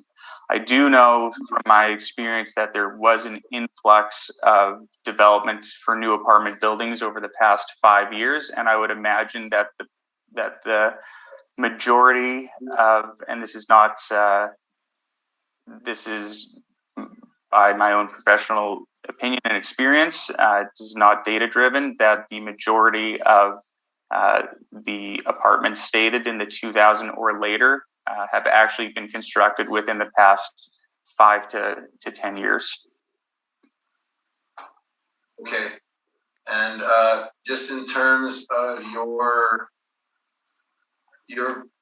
rent comparables here, these are all newer properties. Like, what's the range on the year built on them?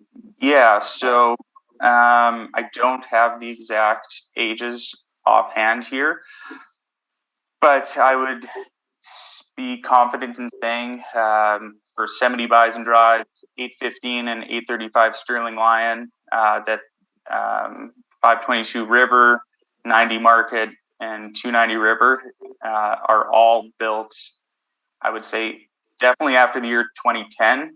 And I would say the majority were actually built after the year 2016. Okay. And you wouldn't happen to know, pardon me, what the suite sizes would be on those properties? I don't have them offhand. No. Okay. And then, okay, so the expenses were very close. And then just for the cap rate, so would you say that Ward is the most comparable in terms of that's where you're putting your weight for the determination of cap rate? Yeah, exactly. So Ward specifically because of the year it was constructed, and then as well as the properties that have been renovated or rehabilitated that are in close proximity to the subject property. Okay.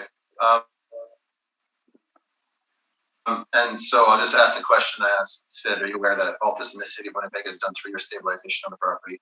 It's actual income and expenses with the 18.2 sale price and came up with a 5% cap rate?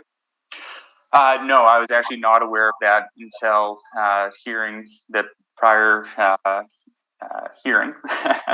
But I do believe that what Sid is stating is, it's difficult for me to ascertain which is correct. In terms of a 3-year stabilized basis, for a property that was sold in 2016, I would argue that they're actually looking at the most recent year. But from my perspective, this is data that we have within our office, and I have to put my confidence in our data and research analyst who puts together cap rates like this. Okay. Those are my questions. Thank you. Okay. Thank you. Cynthia, any questions? Most of my questions have been answered. Just in terms of your rental comps, you have them in other areas of the city other than Osborne Village, correct? So in your experience, would those areas be able to command the same kind of rents as Osborne Village? Most certainly. And I would actually suggest that 815 and 835 Sterling Line would command higher rental rates. 815 and 835 Sterling Line, being in Seasons of Tuxedo, are renting to tenants who are mostly downsizing, who live in that area, and that neighborhood is one of the more affluent neighborhoods of the city. It's brand new product with rich amenity space. So for those two specific properties, I would actually make a downward adjustment for the Osborne area.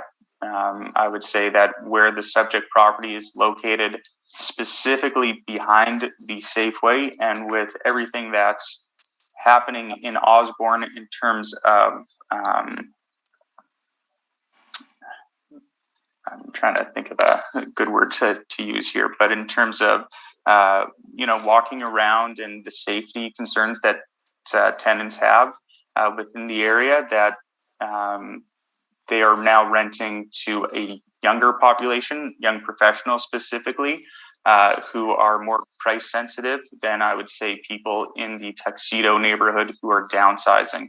But I do believe it's comparable to 90 Market, which is in the Exchange, same sort of tenant profile. And then the River comparables, of course, are right around the corner. And the other one would be 70 Bison Drive, which is by the University of Manitoba, which is comparable in terms of both young professionals and students in particular. Okay, that's all I had. Thank you. Mm-hmm. Thank you. Jeff? I have none. Thank you.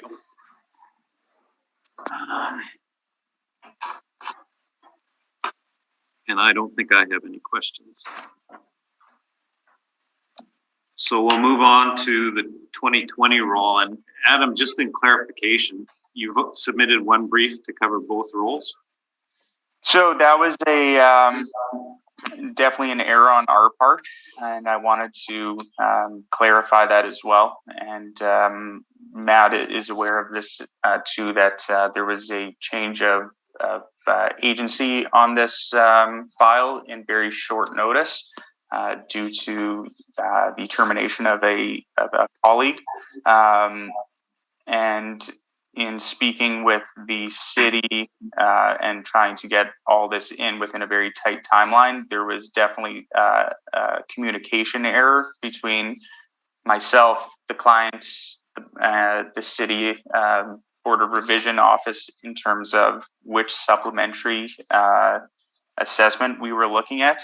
And so that is the reasoning for supplying one. We were under the impression that we were only looking at the 2020 supplementary analysis within this time frame, and we see, in short notice now that we're actually looking at both. So I'll leave it sort of to the board to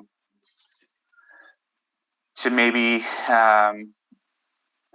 hopefully understand the situation that we're in, and if it's necessary to postpone or look at this in a different manner, then I think it may be more appropriate.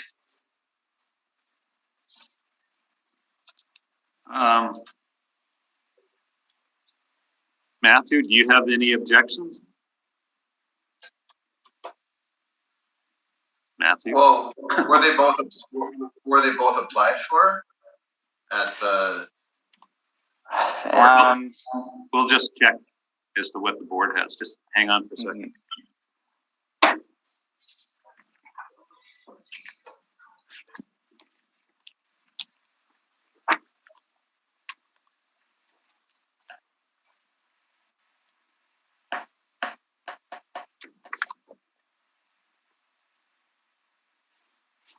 $2020.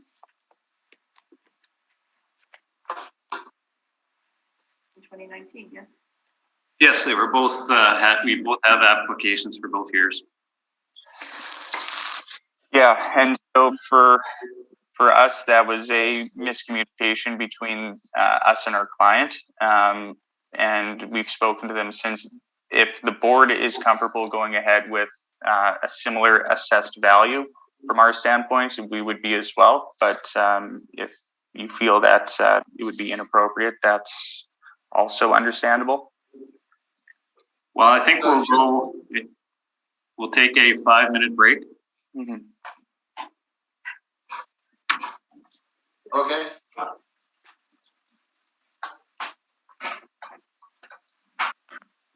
We'll reconvene the hearing this morning.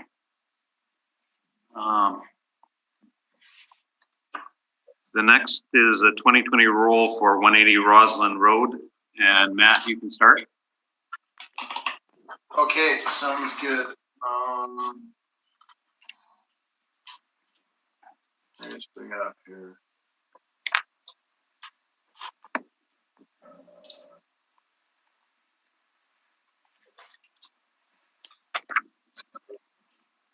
$20 Roslyn Road. Okay. File number 20-875. Roll number 120978. 120978063660 180 Roslyn Road. It's the details, same property we just talked about. To make things brief, my putting the property on the roll was done the same way. I used the actual rent they were collecting, and then I factored it back to the respective reference date, in this case, April 1st, 2018. So the income they're getting in our model and our breakdown here on page 3 is very reflective of what they are actually receiving. So I got to reiterate that we're not overstating that at all. We're actually very accurate with it. Comparables are on page 4. I didn't put much weight into them, to be honest, because I did more site specific on this property, given that it's a new property. So again, it's my cap rate chart and my photos following the automated brief. So to keep things short, I think you guys have a good handle of what's going on right now with this property. So I'm going to just end it there. Thanks. Thank you. Adam, we'll take your brief as previously presented for both files. Sure. So you could, if you want to add something new, The only thing that I would say is that this brief was done in determining the 2020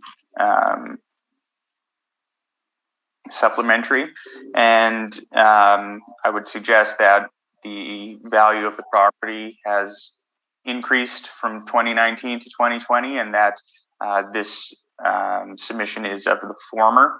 So I don't really have anything to change in terms of what I spoke about. I would just suggest that, as Matt has done as well, that there is an increase in value as opposed to a decrease. So, we are fine stating the same value for those 2 years.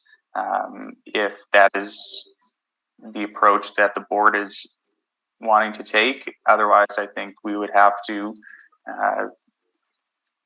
with the board's permission, of course, revisit file number 2875. But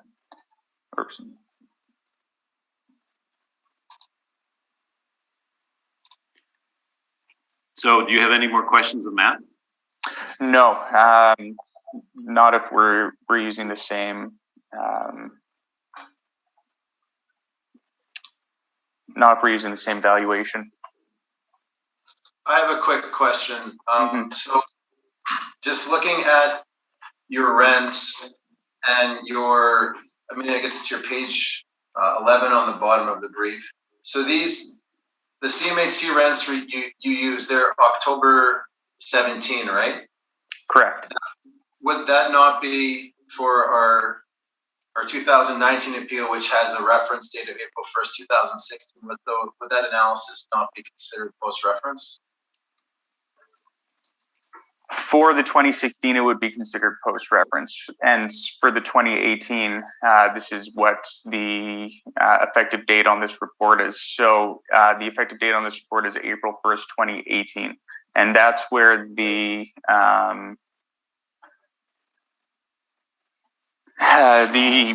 confusion sort of came in terms of what was on our docket with the Board of Revision coming up, and the time constraint that we had, and the communication that we had with the city clerk's department and our client, and yeah. So that's where I'm saying that this submission is more appropriate to look at for the April 1st, 2018, rather than the April 1st, 2016 reference date.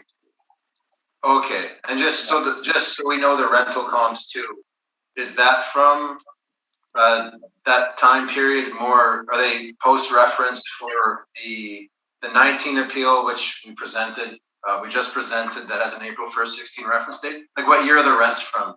Yeah, the rents would actually be from 2016 and 2017. It's difficult for me to say whether or not it would have been prior to April 1st, 2018, 2016, prior to April 1st, 2016. But they were taken from our database from 2016 and 2017. Okay, those are my questions. Thank you. Yeah. Thank you. Cynthia, any questions? We wanted to just clarify one thing with Matt. You said that the rent was close to actuals, but the actual rent that you posted here was done by the model, correct? No, what I did was I took the actuals and then I factored them back and I overrode the rent. Oh, you did do that. Okay, that's just what I wanted to clarify. So you overrode the rent. Thank you. That's all I needed. Thank you. Jeff? I have no questions, thanks. And I have no questions, so that concludes 180 Roslyn Road. Thanks, Adam. Yeah, thank you, everyone. And Thank thanks for your understanding on that. And enjoy the rest of the day. Yeah, you as well. Thank you.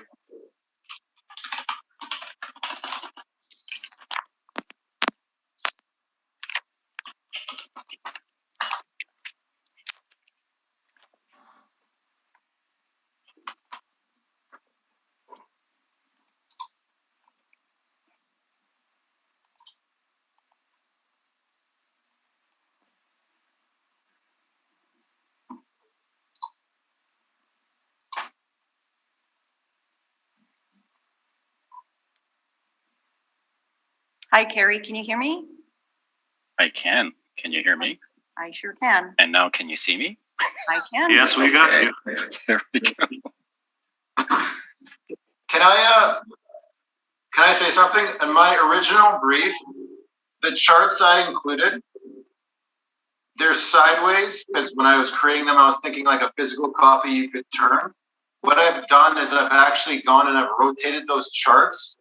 Can I email you the briefs again with the rotated charts? I didn't change anything. It's just a lot easier. No one's going to crane their neck instead of. I can rotate it right on my screen, so I'm okay with, and I'm the same. Yeah, no, I think, Okay. yeah, we can all rotate. Okay.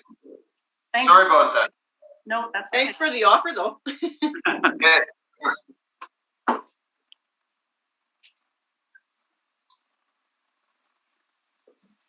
Get the swear Carrie in when you're ready. Yeah, okay, you can swear them in now. I'm just trying to find the file.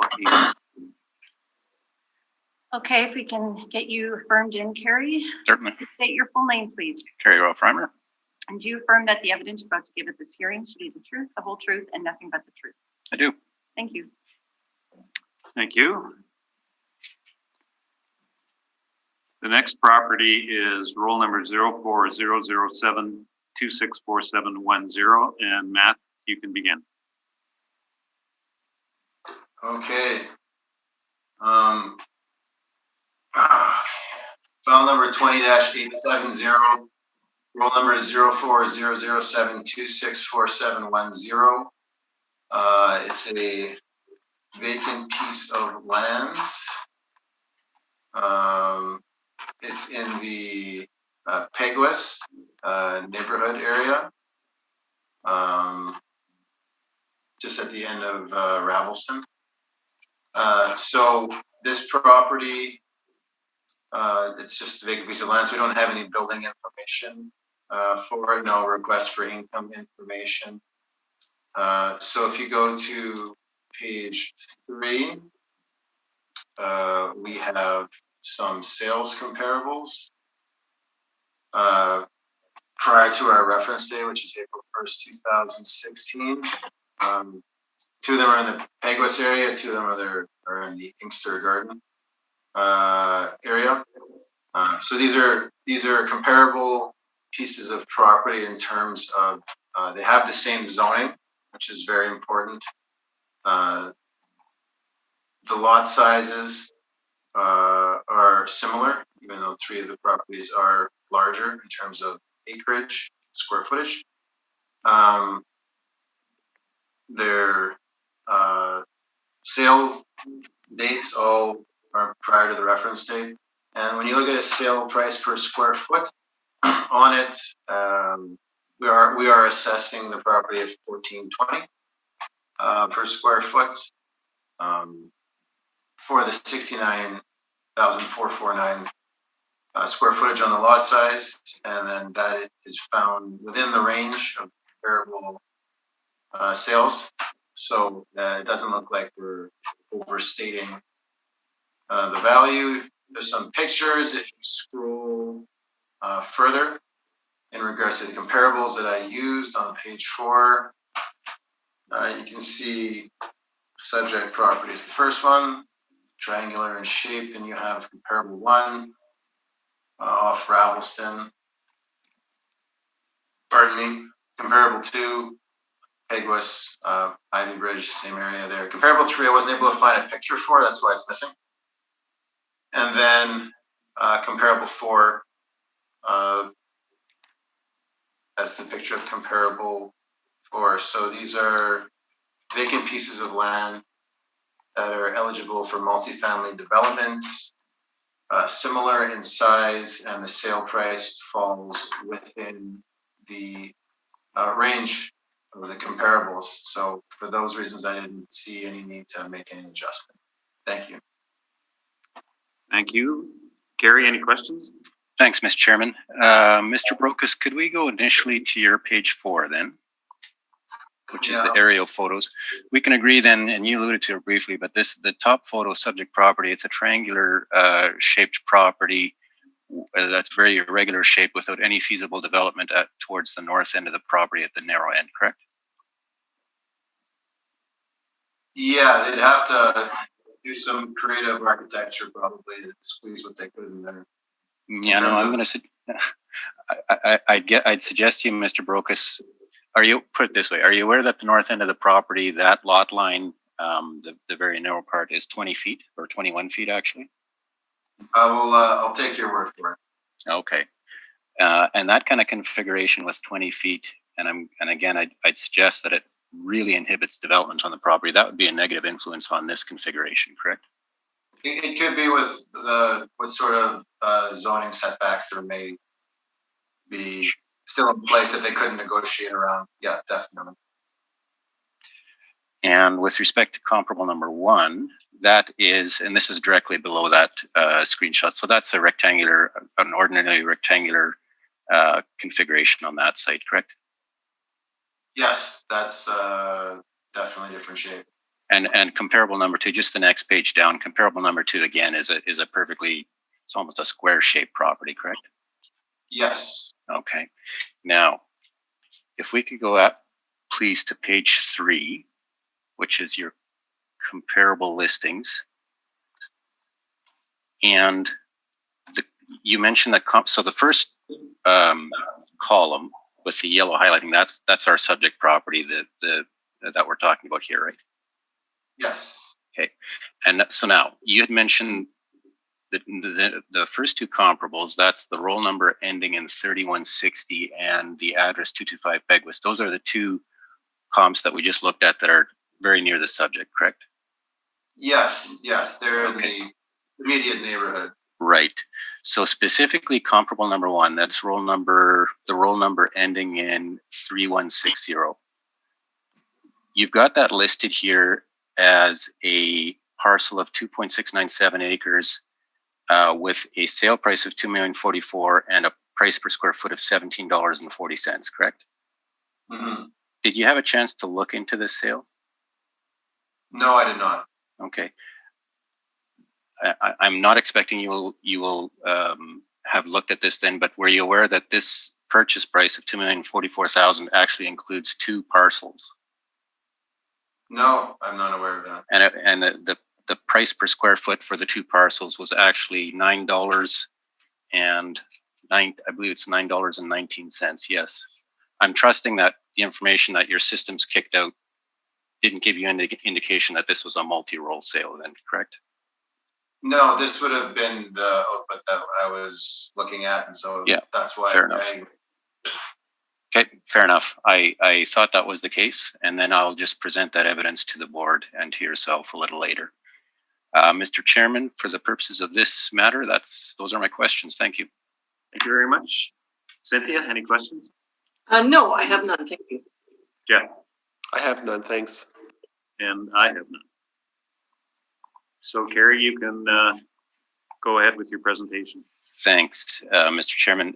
Ms. Nepen, could I impose on you then to send out the rebuttal to the panel members and Mr. Barokas concerning that last point? Sure. And Mr. Chairman, if you might let me know when you've got the material in front of you, and then I'll start with that. Okay.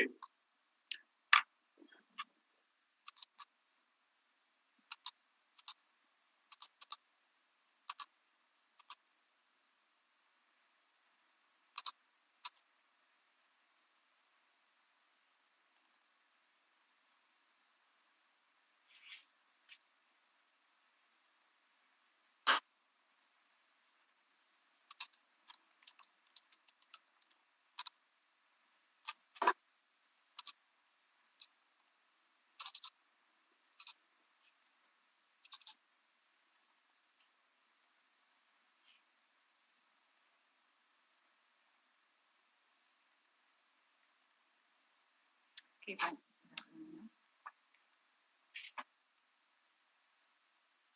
So Matt got it too? Yes, I emailed. Yeah, I have a copy. You've got it? And Jeff and Cynthia, you've got it? Yes, thank you. Okay, Carrie. Thank you very much, Mr. Chairman.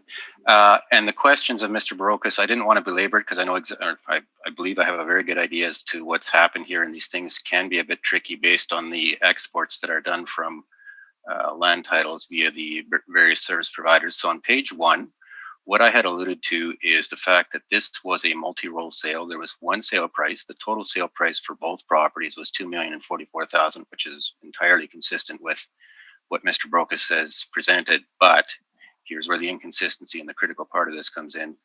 It actually involved two parcels, one at roll number ending at 160 and one at the roll number ending at 155, which was the adjacent roll number. The total area and I'm from looking at page 1 of my rebuttal now, the total land area of the two parcels combined is 222,376 square feet. And based upon the sale price, the one consideration paid for both parcels is $2,044,000. That works out to a land rate of $9.19. The first, and just to give the board the context for this, the first thing that we look at when we're determining if what's going on with these sales is the instrument number. And as you can see in the highlighted, this is the second last column on the right. The instrument numbers are highlighted in yellow. And when you see the same instrument number covering two parcels, that is one and the same transaction with one consideration, in this case, $2,044,000, covering those two separate roll numbers. So it is a single transaction that's covering both roll numbers combined.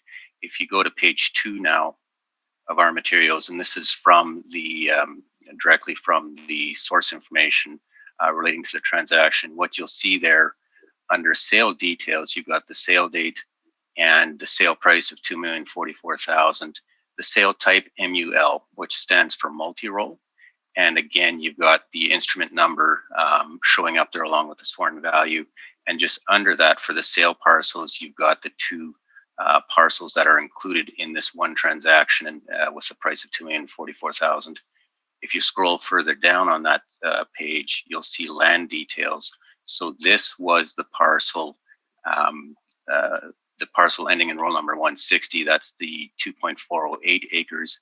And then if you go to the third page, the last page of the rebuttal, here is the print up with the, the previous parcel size was 150, relating to roll number 155.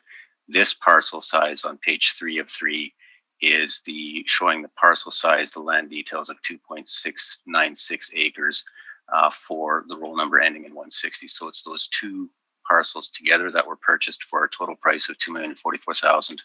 And that, as I show in the summary on the first page, equals a land rate of $9.19. So with all of that said then, if I can ask the board to make reference to that, both with respect to this file, and there's one other file number that has got the very same comparable in the assessor's brief. So if I could ask the board to incorporate these comments into that as well. So if we go now to my evidence in chief, Mr. Chairman, if you might let me know when you're ready to go.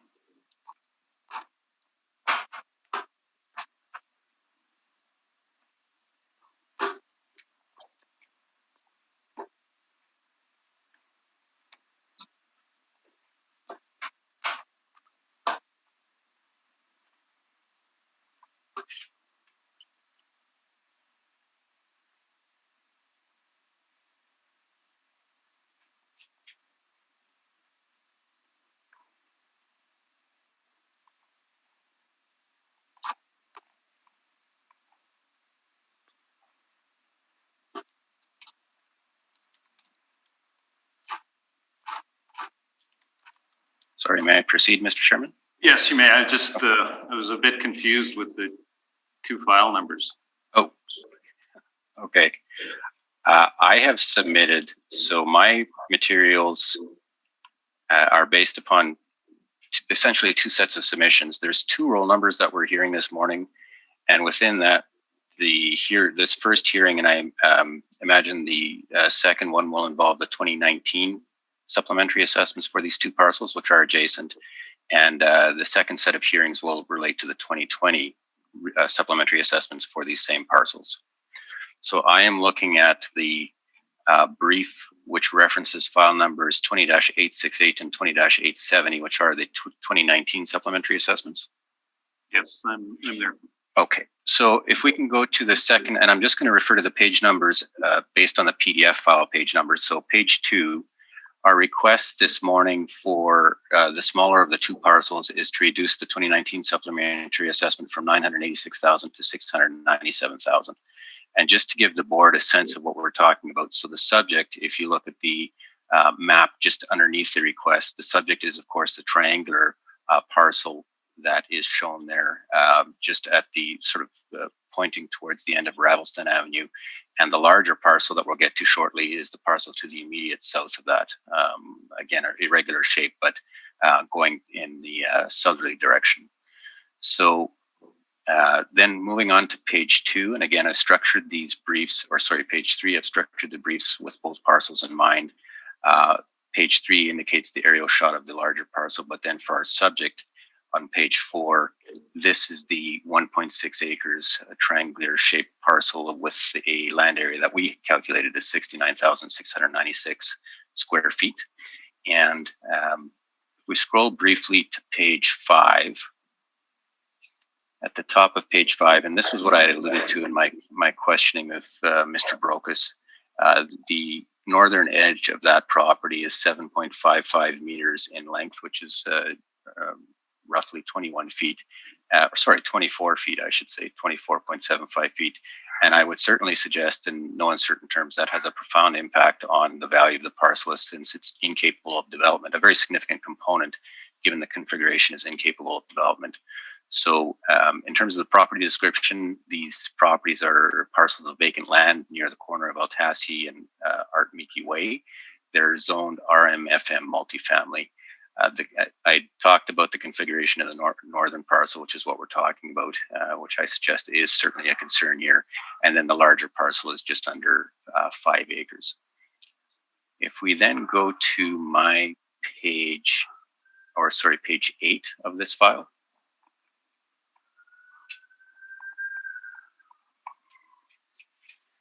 So on page 8 is the list of properties, comparables that we've got for the subject, both for the subject property and the larger parcel.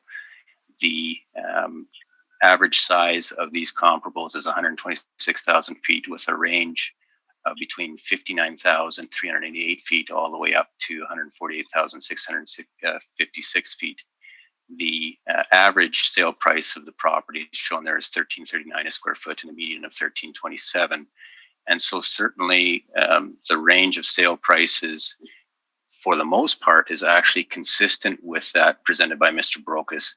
And after correcting for the one parcel, which had a rate of $9.19 for the two parcels combined, I'm suggesting that would be more comparable to the larger parcel rather than this one. So I'm not going to dwell on it right now. But certainly the range is, once that's corrected, is very, very similar. And what we've got is the beneath, starting at the bottom of page 8, we've got the various parcels for the aerial maps showing where the location of the various parcels are. Now, to be clear, under index number 1, what happened in this transaction, it was the square piece of property at the corner of Transcona and Peguis. It's been developed into condominium units. So it was a multifamily sale converted to, or basically developed as condos. But to be clear, that the land transaction involved that square parcel that's shown there.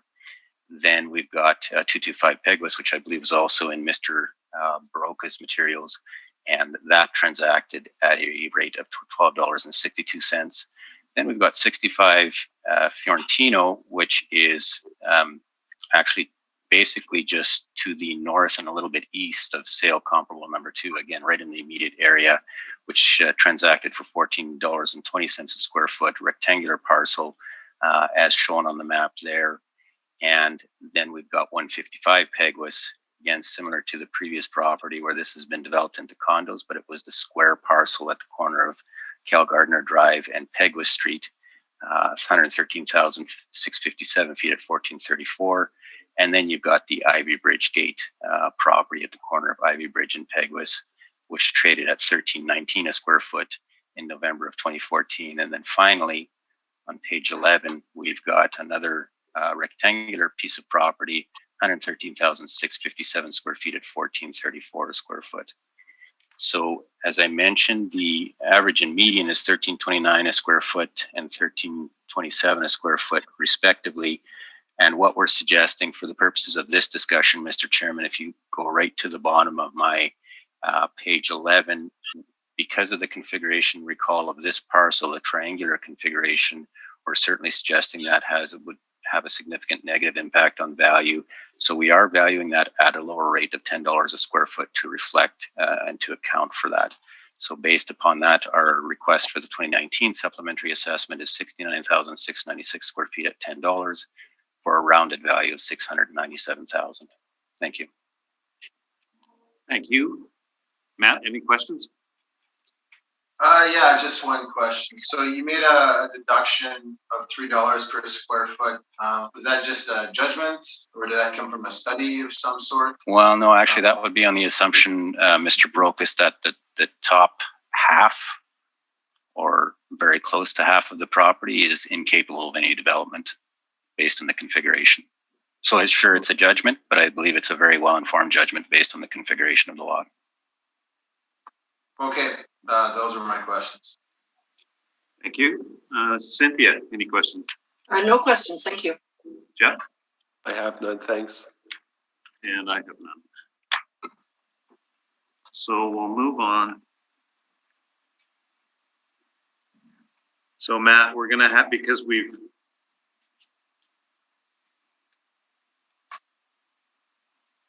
Pardon, can you say that again, please? we're gonna have to move on to your 2019 for 4715. Oh, okay. Carrie's included it actually in that one brief. Oh, okay. Okay, good. 2015. Let me just line. Let me get it up.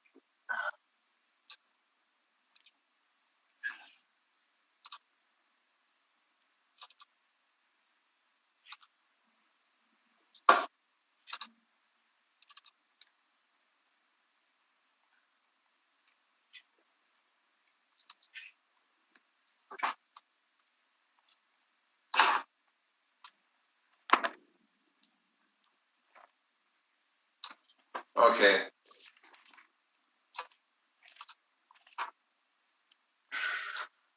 Okay, file number 20-868, roll number 0400726471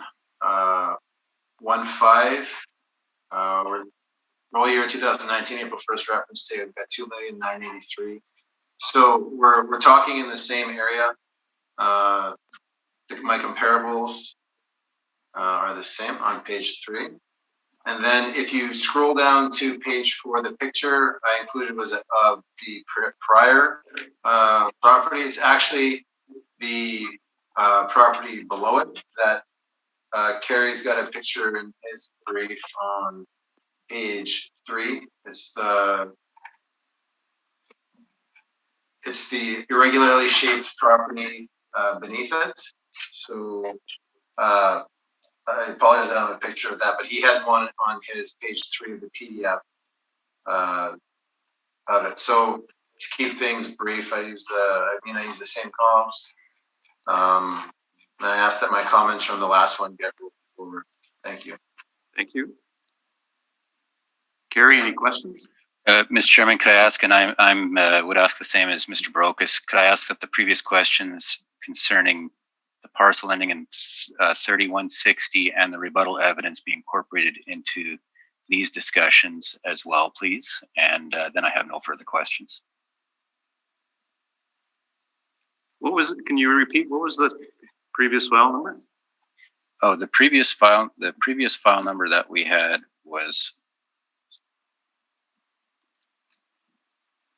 20-870. Okay. And the rebuttal that I filed would apply to that file number and this one both. It relates to Mr. Brokus. The sale submitted by Mr. Brokus. The sale evidence submitted by both parties is identical for the 2019 supplementaries for these two parcels. So his comparable number 1, which is the roll number ending in 3160, my rebuttal applies to that parcel, and that's the same comp for this file as in a previous file. Yeah, I get it now. Awesome. So yeah, if I could ask those questions, be considered asked and answered, and then I have nothing further. Yes. To ask.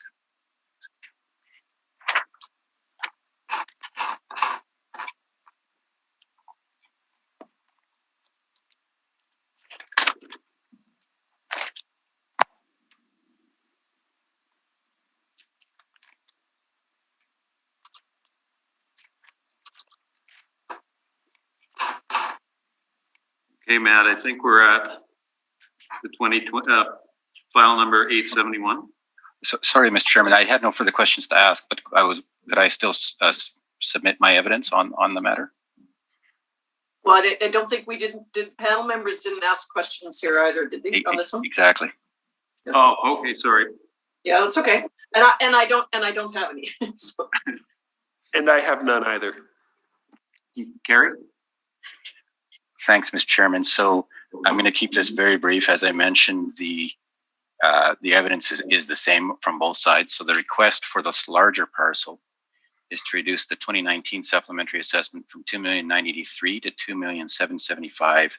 And as Mr. Brokus has indicated, and for the board's reference, in our materials on that brief on page 3, that's the aerial shot of this larger parcel, which is 4.9 acres.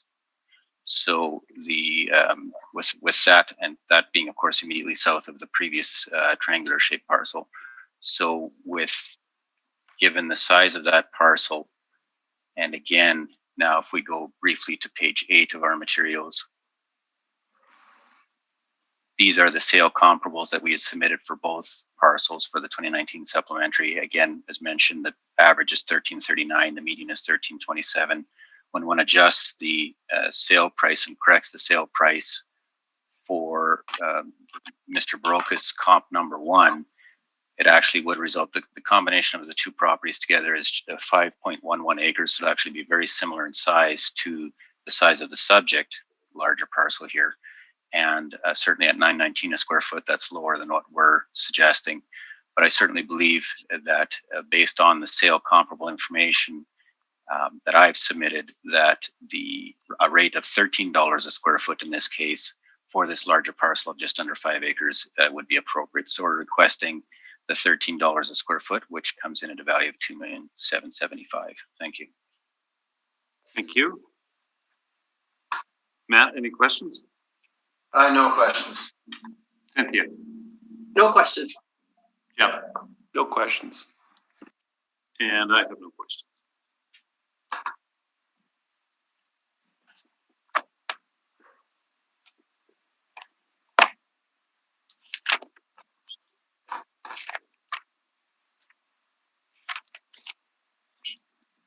So now we're at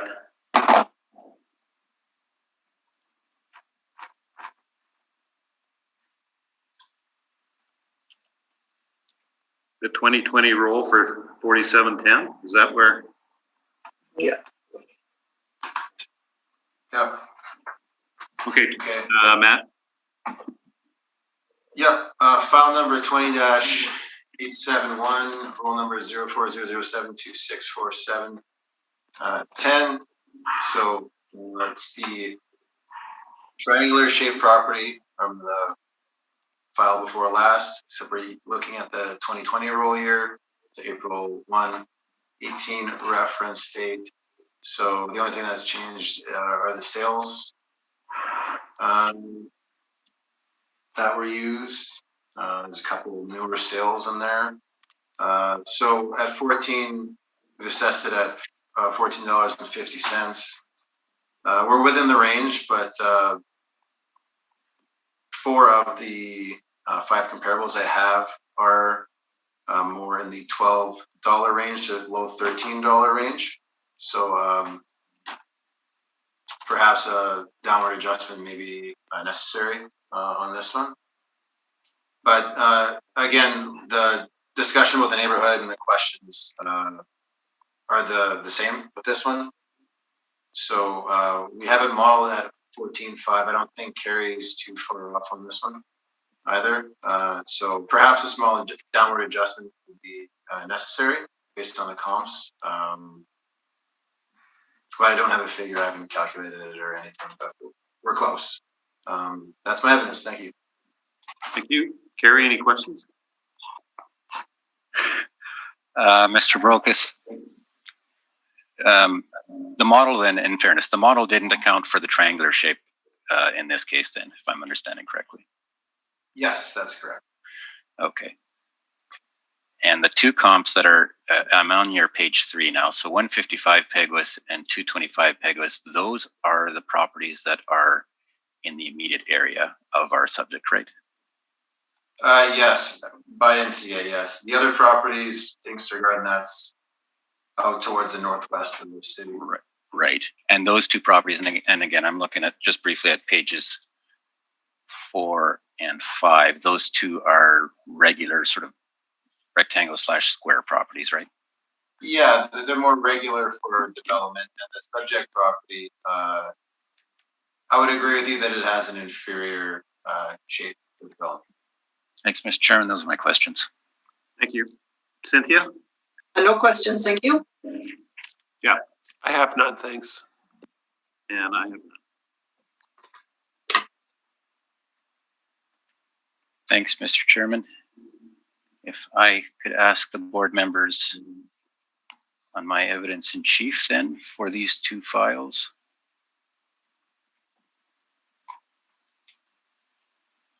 And if I could ask the board members and Mr. Brokus to turn to page 8 of that brief.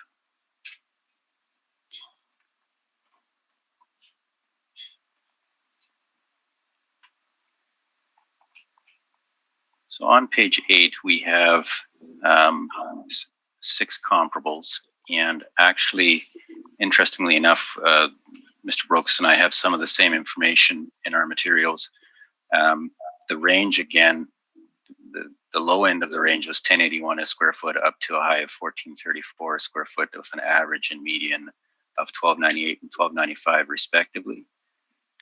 And I can see that the positions of the parties perhaps are narrowing from what they might have originally been.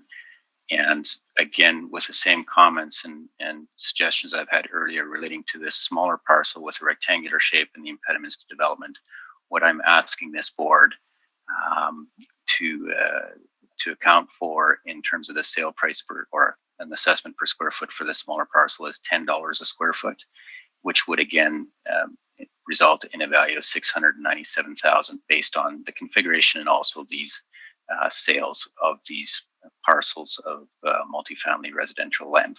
Thank you very much.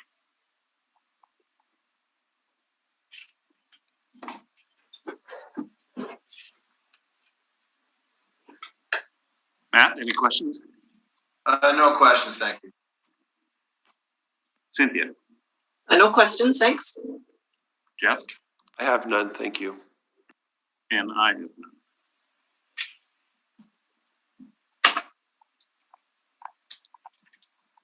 So just one suggestion for the future, Carrie.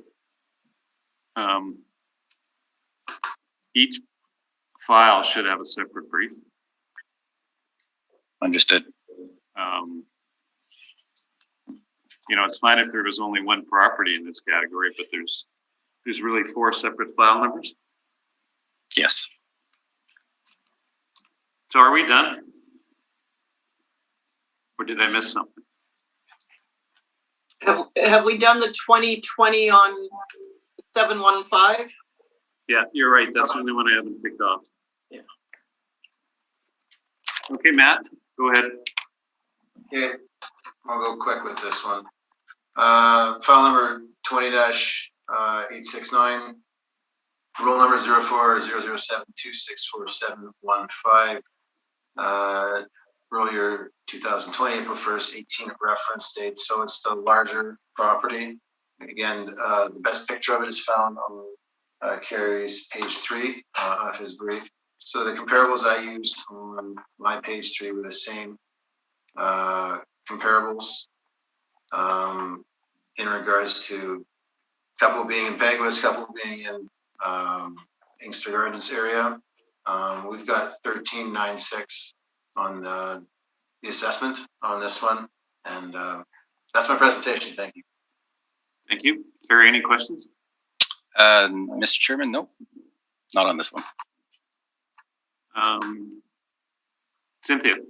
No questions, thank you. Yeah. No questions. Thank you. And I have no questions.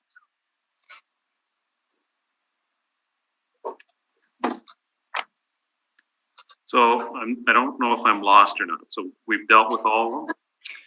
Yeah, again, Mr. Chairman, so for this roll number, and I've used the exact same sales too on my page 8 of my submission. So the request for this larger parcel for the 2020 supplementary assessment is, as you can see from my sales on page 8, the range is from 1081 a square foot up to 1434 a square foot. And the subject parcel being significantly larger than the sales, and given the configuration in this case, which is less of a factor, but it's still in a regular configuration. So what we're requesting is an assessment based on $13 a square foot, which relates or results in an assessed value of $2,775,000. So that's our request this afternoon for that parcel.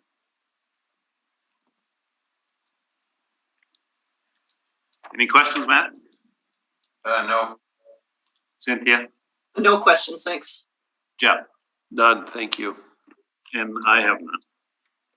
And I believe that concludes the hearing for today. Thank you all very much. Thank you very much. Thank you. Bye-bye. Aye. Bye.